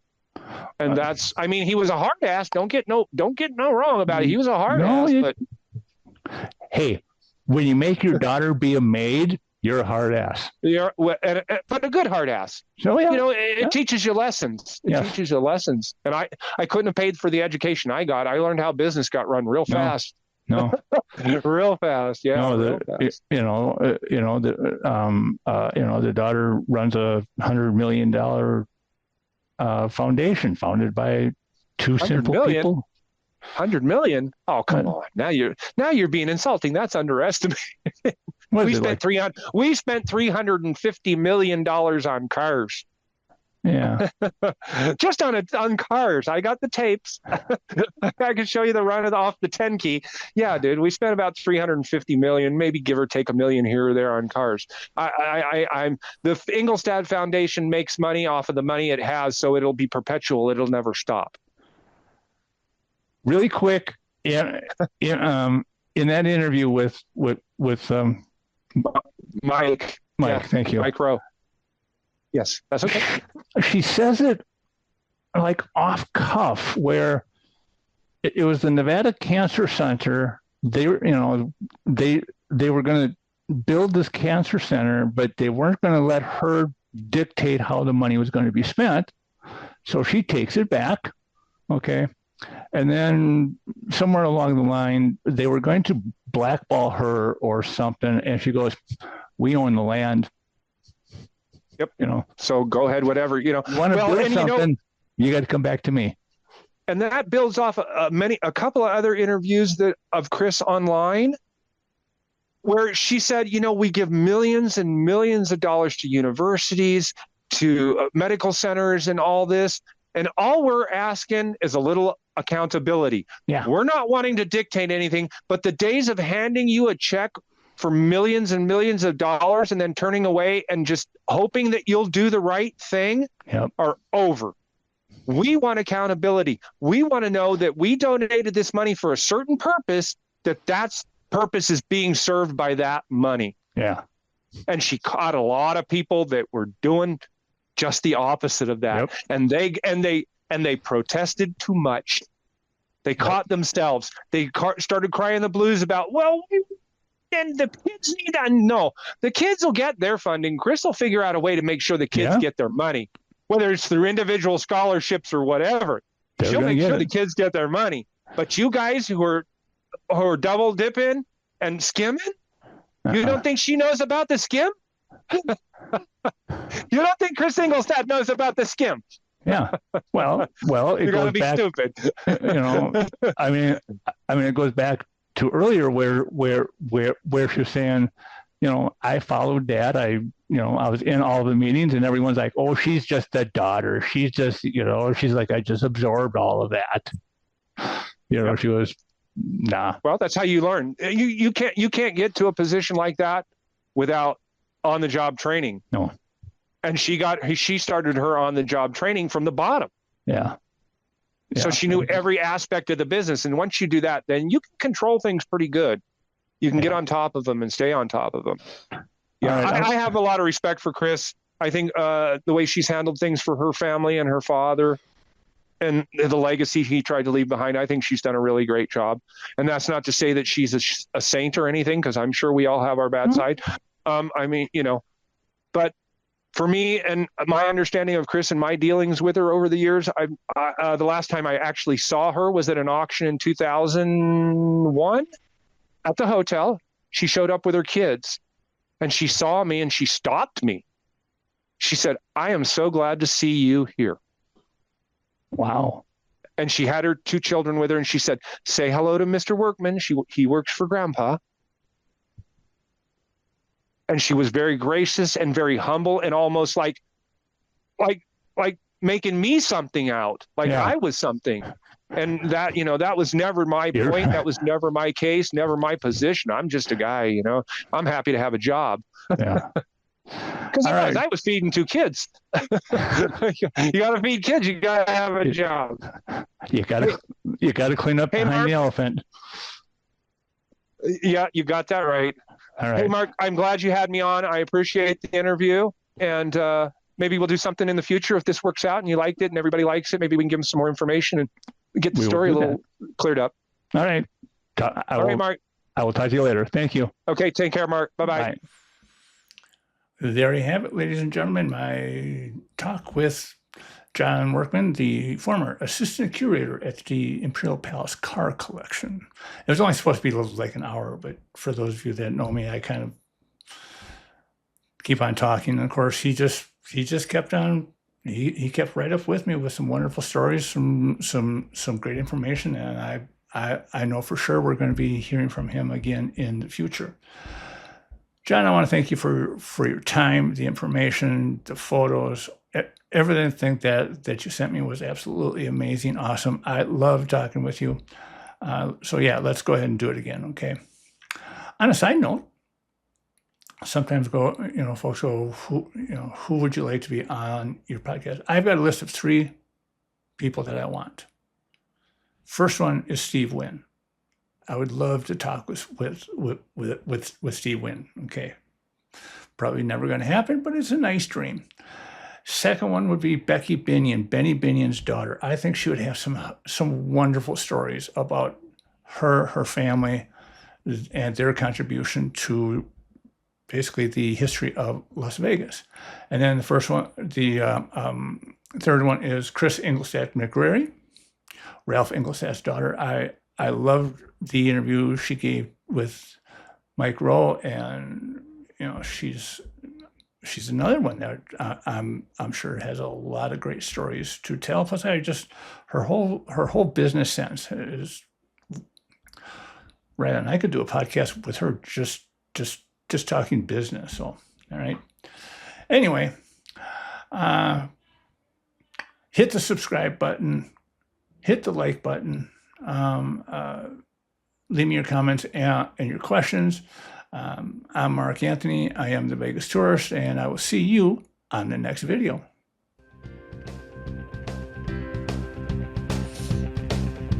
It's getting dark and the show's about to start down on Fremont Street. There's a party going on every night of the week in Vegas. Now there's people everywhere with perfume in the air on the downtown street. You can roll the dice, hit it twice, be a winner. You can clap your hands, play a game of chance. People wanna dance on free.